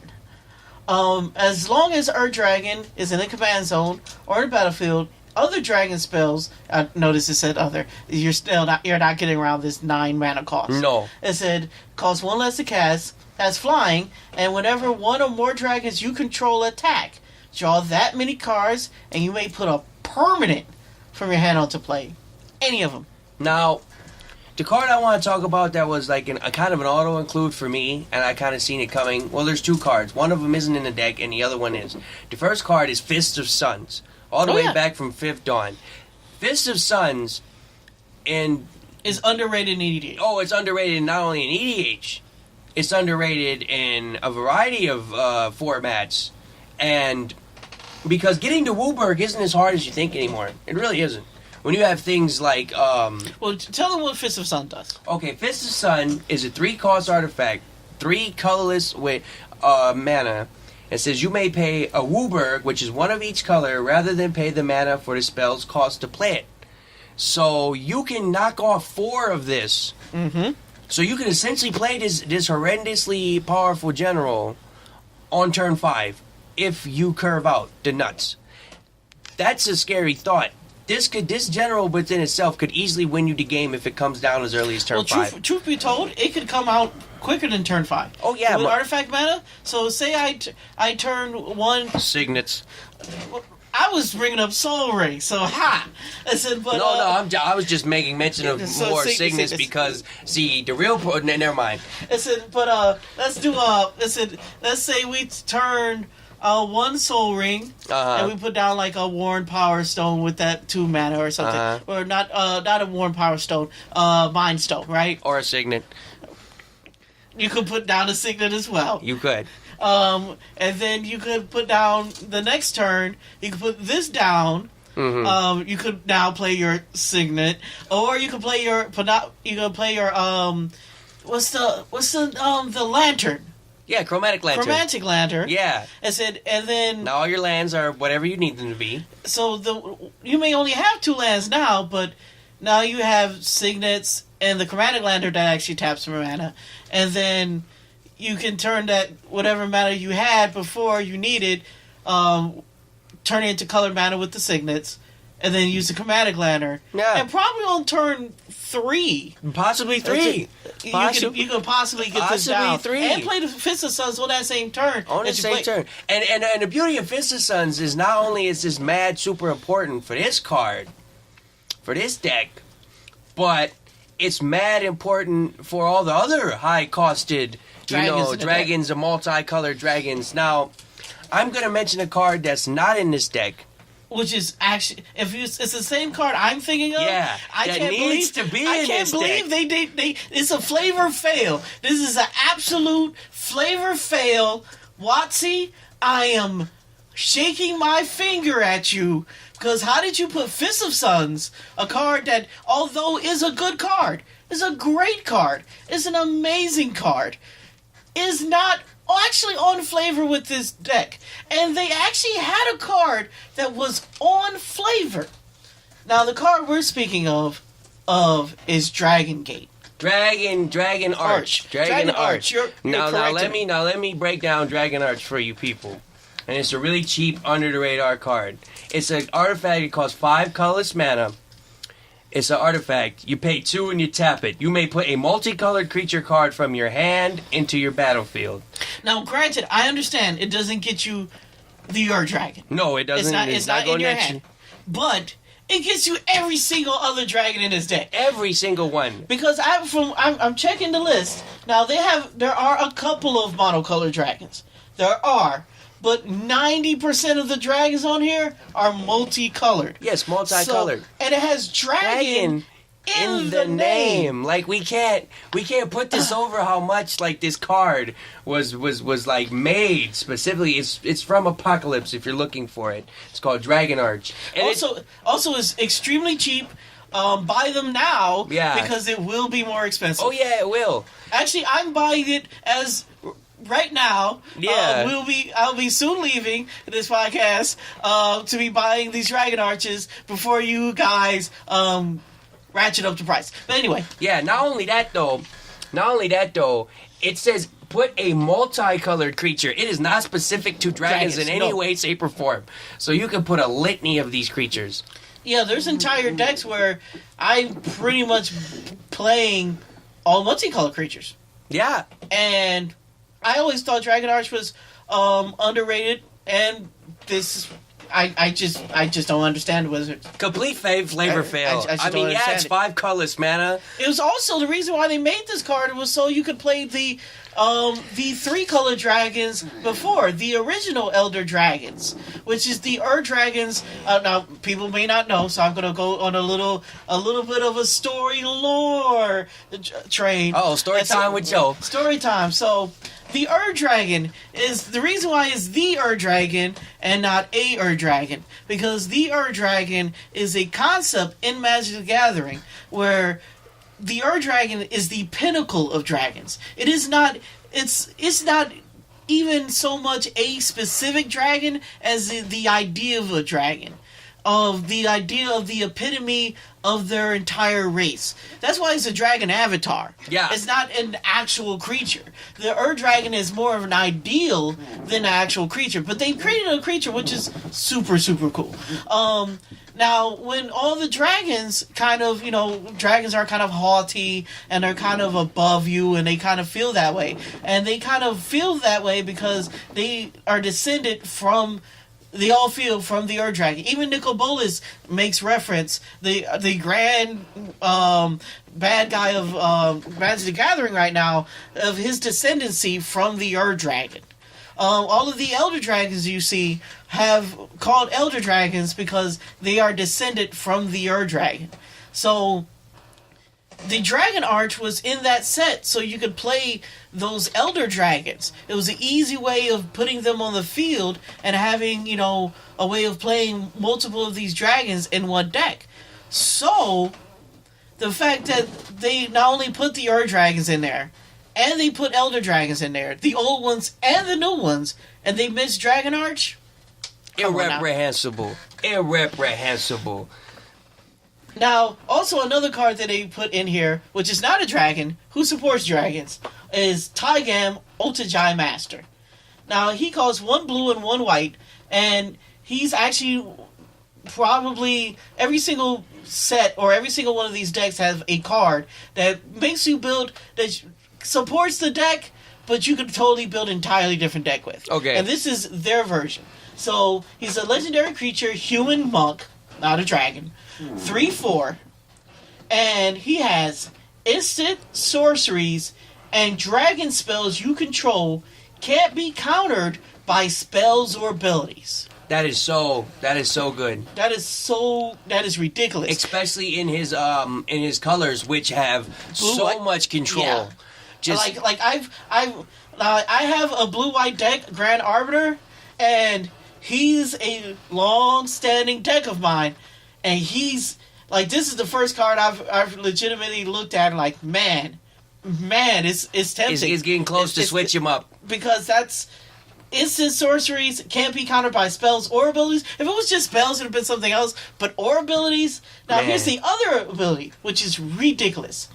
Whenever you cast an instant or sorcery spell from your hand, if Taiga and Otajai Master attack this turn, that spell gains rebound. Oh, now, my what goodness. rebound does is exile this spell as it resolves. At the beginning of your next upkeep, you may cast that card from exile without casting his mana cost. That is possibly, like, it's... I think Wizards have been pushing us towards blue-white aggro. They have a bunch of good blue-white aggro generals out there that no one plays in aggro. Well, and they've been pushing it for a long time, and I think this is once again another blue-white aggressive general that makes you want to play differently. And what's that meta? And what's that CMC on this general? It's 4. It's 4. Just like we've talked in preface before, that 4-cost general making an instant impact. I mean, he basically, on turn 4, takes your turn 5 hand and says, you will get your combo off. Yeah. You'll get your mono shot. blue / white combo is Any is going shenanigans off. you're doing. Also, what I want to live the dream at some point in time and play this with Second Son. Oh yeah, or my favorite brand new win condition, as foretold. Yeah. Imagine not being able to counter that and then drawing a bunch of cards and that say you play a blue Sun Zenith afterwards on the following turn to manipulate the hand and to grab that second as foretold and bam, you win the game. And as long as that guy's on the field, your opponent can just look at you and cry. That's all they can do, and you gain 7 life to boot. So Yeah. That's us reviewing these decks for the things that we see at the time. That's our MTG review for this week. If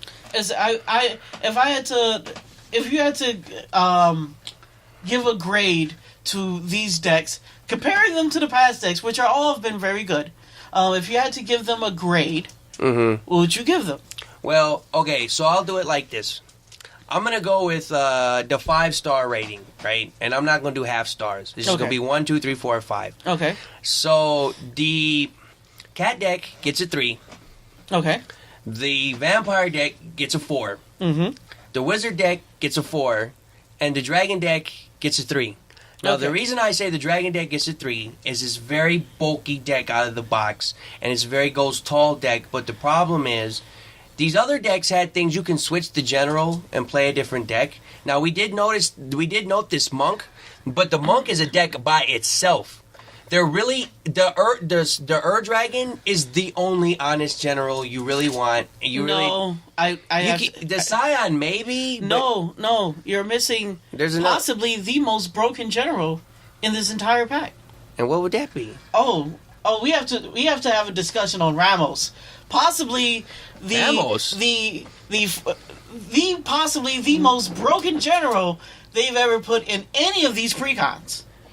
Really? So Ramos is a legendary artifact creature. He costs 6. He's a 4/4. He has flying. Mm-hmm. Whenever you cast a spell, put a 1/1 counter on Ramos' Dragon Engine for each of that spell's colors. Oh goodness! Now remove 5 1/1 counters from Ramos. Add 2 white, 2 blue, 2 red, 2 green, and 2 black to your mana ability. Activate this ability only once per turn. Only problem is he's colorless himself, so he stops you from playing all the rest. No, he doesn't, because they spell those out. They have the mana symbols for all the colors on it. Oh, that's right. It's in the box, so you can play the card. Yeah, no, you got me. So there's one other. He might even be better than the Dragon. Maybe he's better than the Dragon. He's not better for dragons, but for a standalone deck. Like if there's any card in this pack of which I expect to see a tier 1 deck out of, it's this guy, because I play some cards and then I gained mana for playing my own cards. And then I return Ramos and use the mana that I created with Ramos and playing cards to play more cards with Ramos that I return and I play more cards. See, it's the problem. I heard you like cards and you like playing cards with your cards, so you can play more cards. Yeah. Also, he's the second general of which I get to make this joke. In Mother Russia, generals spend mana on you. No, also, that 2 Warborg, that's an instant winner because of our good old friend Door to Nothingness. Oh, yes. So our good old friend Door to Nothingness costs 2 of each color to instantly kill somebody on the table. Yep. And then best believe, if I'm playing this general, I will see it. and I will use it. And actually, to be honest, now that I've seen this card, I like him better than the Erd Dragon. Like, I would just flip flop him. Like, wouldn't even change the deck. Just like, nope, this is the general. This one kind of isn't, because it rewards you so heavily for playing all those weird ass dragons. Go buy my 50-cent Dragon Arch, which isn't affected. Which this guy isn't affected by. But you weren't going to get affected by Dragon Arch anyway, because it has to be out of the hand. So, and what's his CMC?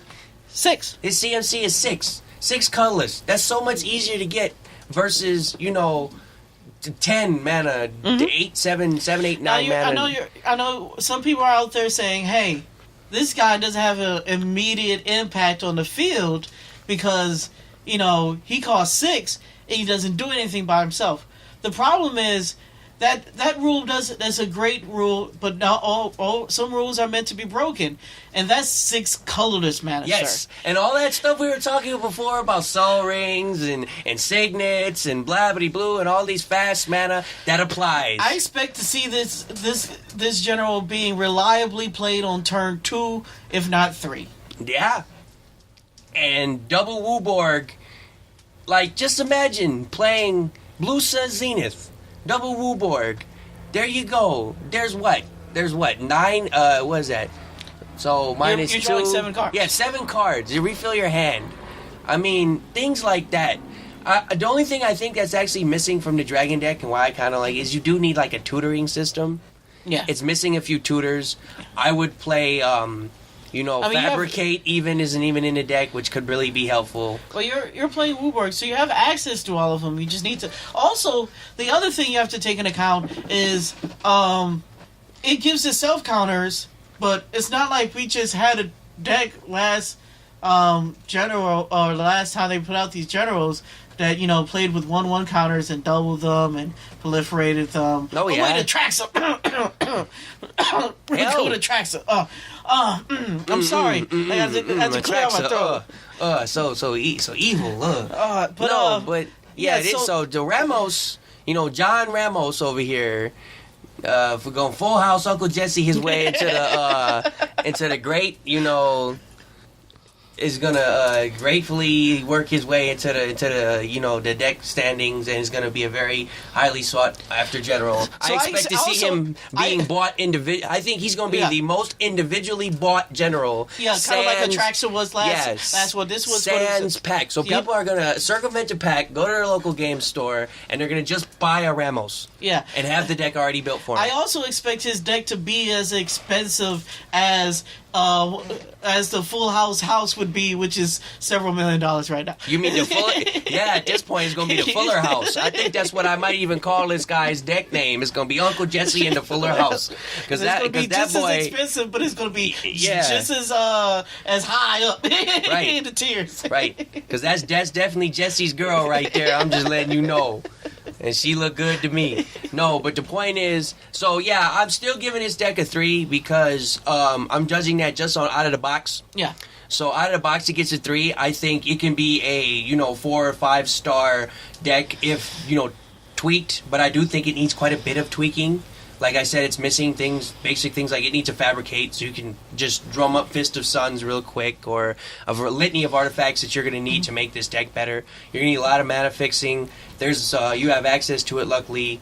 But that does it for us for this moment. Let me get my rating. Okay, rate them. Okay, so I'm going to do, for the cat deck, we're going to go a 3. A 3, okay. And the reason why I did 3, because aggro in EDH isn't that strong. No. As good as it is good at aggro, it's not that strong, and there's none of the generals really get you out of that, that kind of archetype. It's all aggro. So you're going to have a good time at it, turning sideways, but you're not doing anything revolutionary turning sideways that no one else. Also, have done. you're very color restricted. Yeah. Yeah, green white.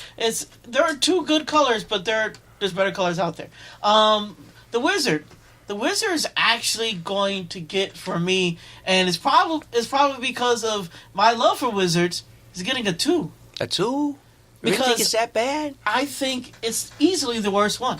Wow. And it's because when I looked at the deck and I put all the pieces together, it was really built around the Eminence General, and I'm just not sold on her. Now, granted, if she said any creature, maybe she would have been broken, but the deck you have to build around her doesn't really fit any other wizard strategy you kind of want it. It's not, you're going to build a very particular deck, and I don't think that deck is going to be very good. So you're not a fan of the phone call generals where I have a very particular set of skills.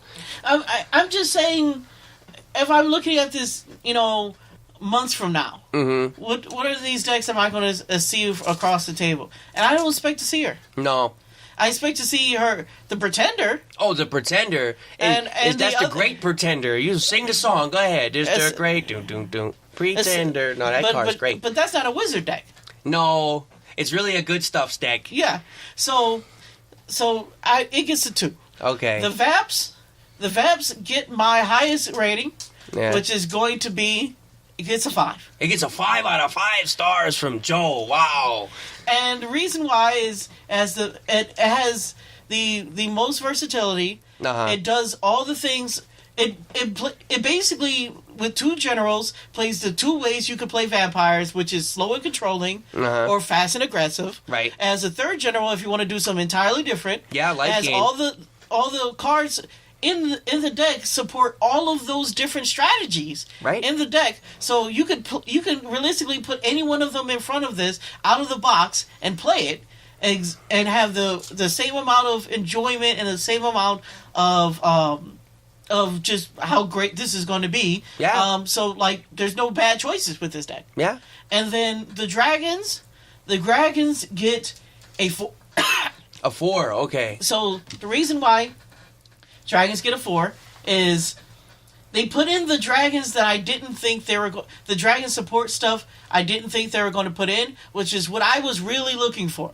I was really, really looking for the dragon cost reduction cards. And they put in the dragon, the little goblin that reduces dragons. They put in the little Vashino that reduces dragons, which is what I was looking for. Now, granted, they've been a giant misstep with Dragon Arch. That lost it a star for me. It said, but it gained it back by putting all of those dragons from Tarkir that cared about dragons attacking and put all of them in there. Yeah. And that's the reason why people were playing it. The other reason why, actually, I take that back. It's a 4.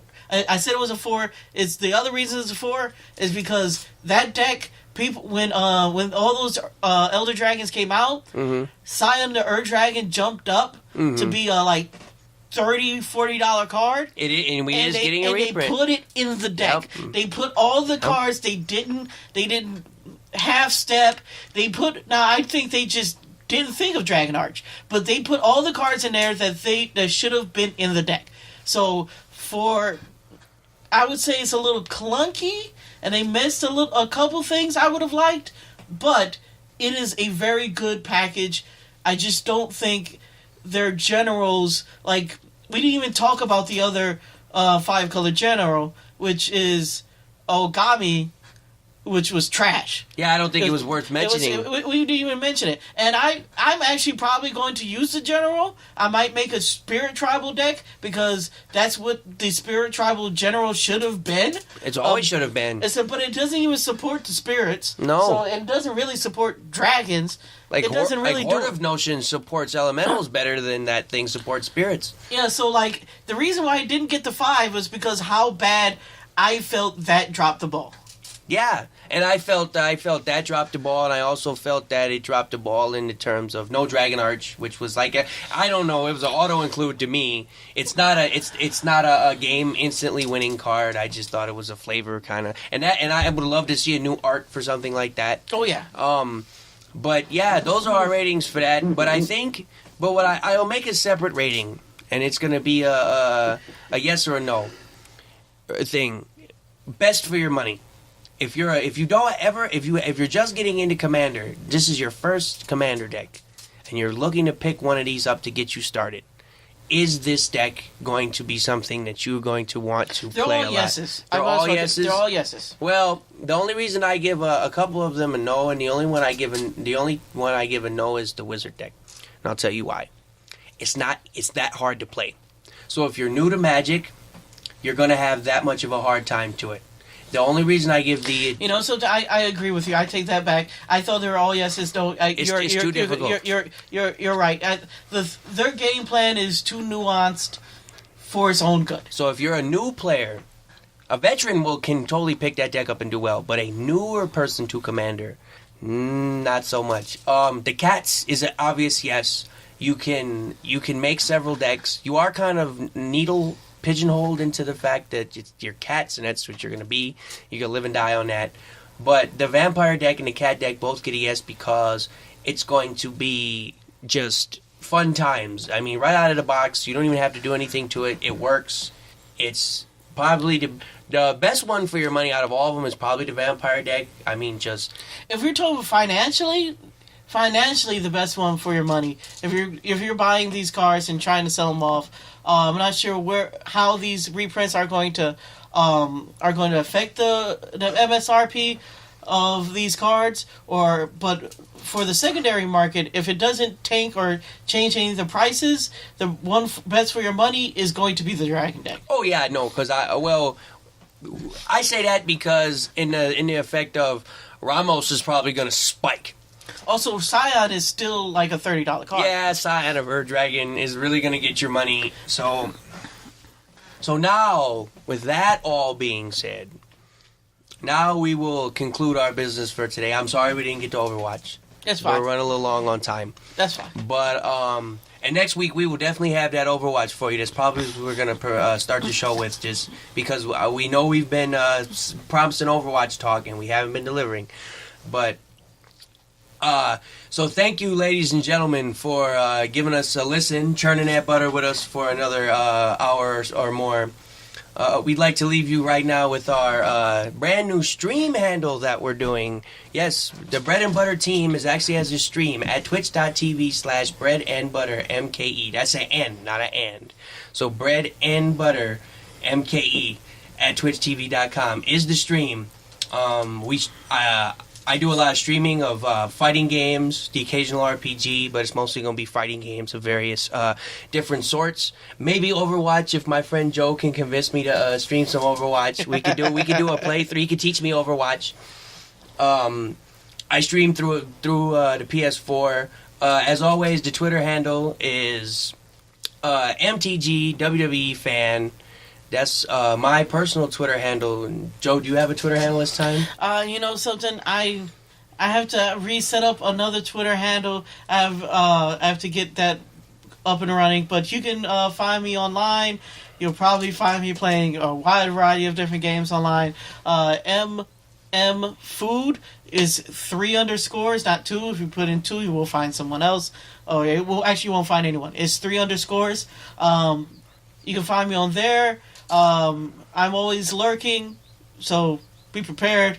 Yeah, also, capital B, small n, capital B underscore, the capital V, and the number 8 is how you... That's my my PSN tag handle, so you can find me there as well to get news and stuff on the stream. We do stream through a PS4, so that is going to be something that's going to be happening, and...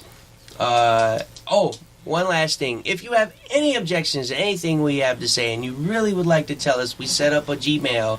Is the letter H, the number 8, at cobbstudios@gmail.com. Send all your, I don't like that Roman guy, he talks too much. Send all that. Joe is great, we love him. Send all of that fun stuff to that, or any suggestions or anything that you have that you'd like us to talk about, or how you feel about our opinions, comments, things you think we can do to make the show better, any kind of thing like that. Again, it is capital H, the number 8, Cobb Studios, COBB Studios @gmail.com. Please send us feedback. We would love to hear from you. And with that, we're going to ride off into the sunset, and I bid you guys adieu.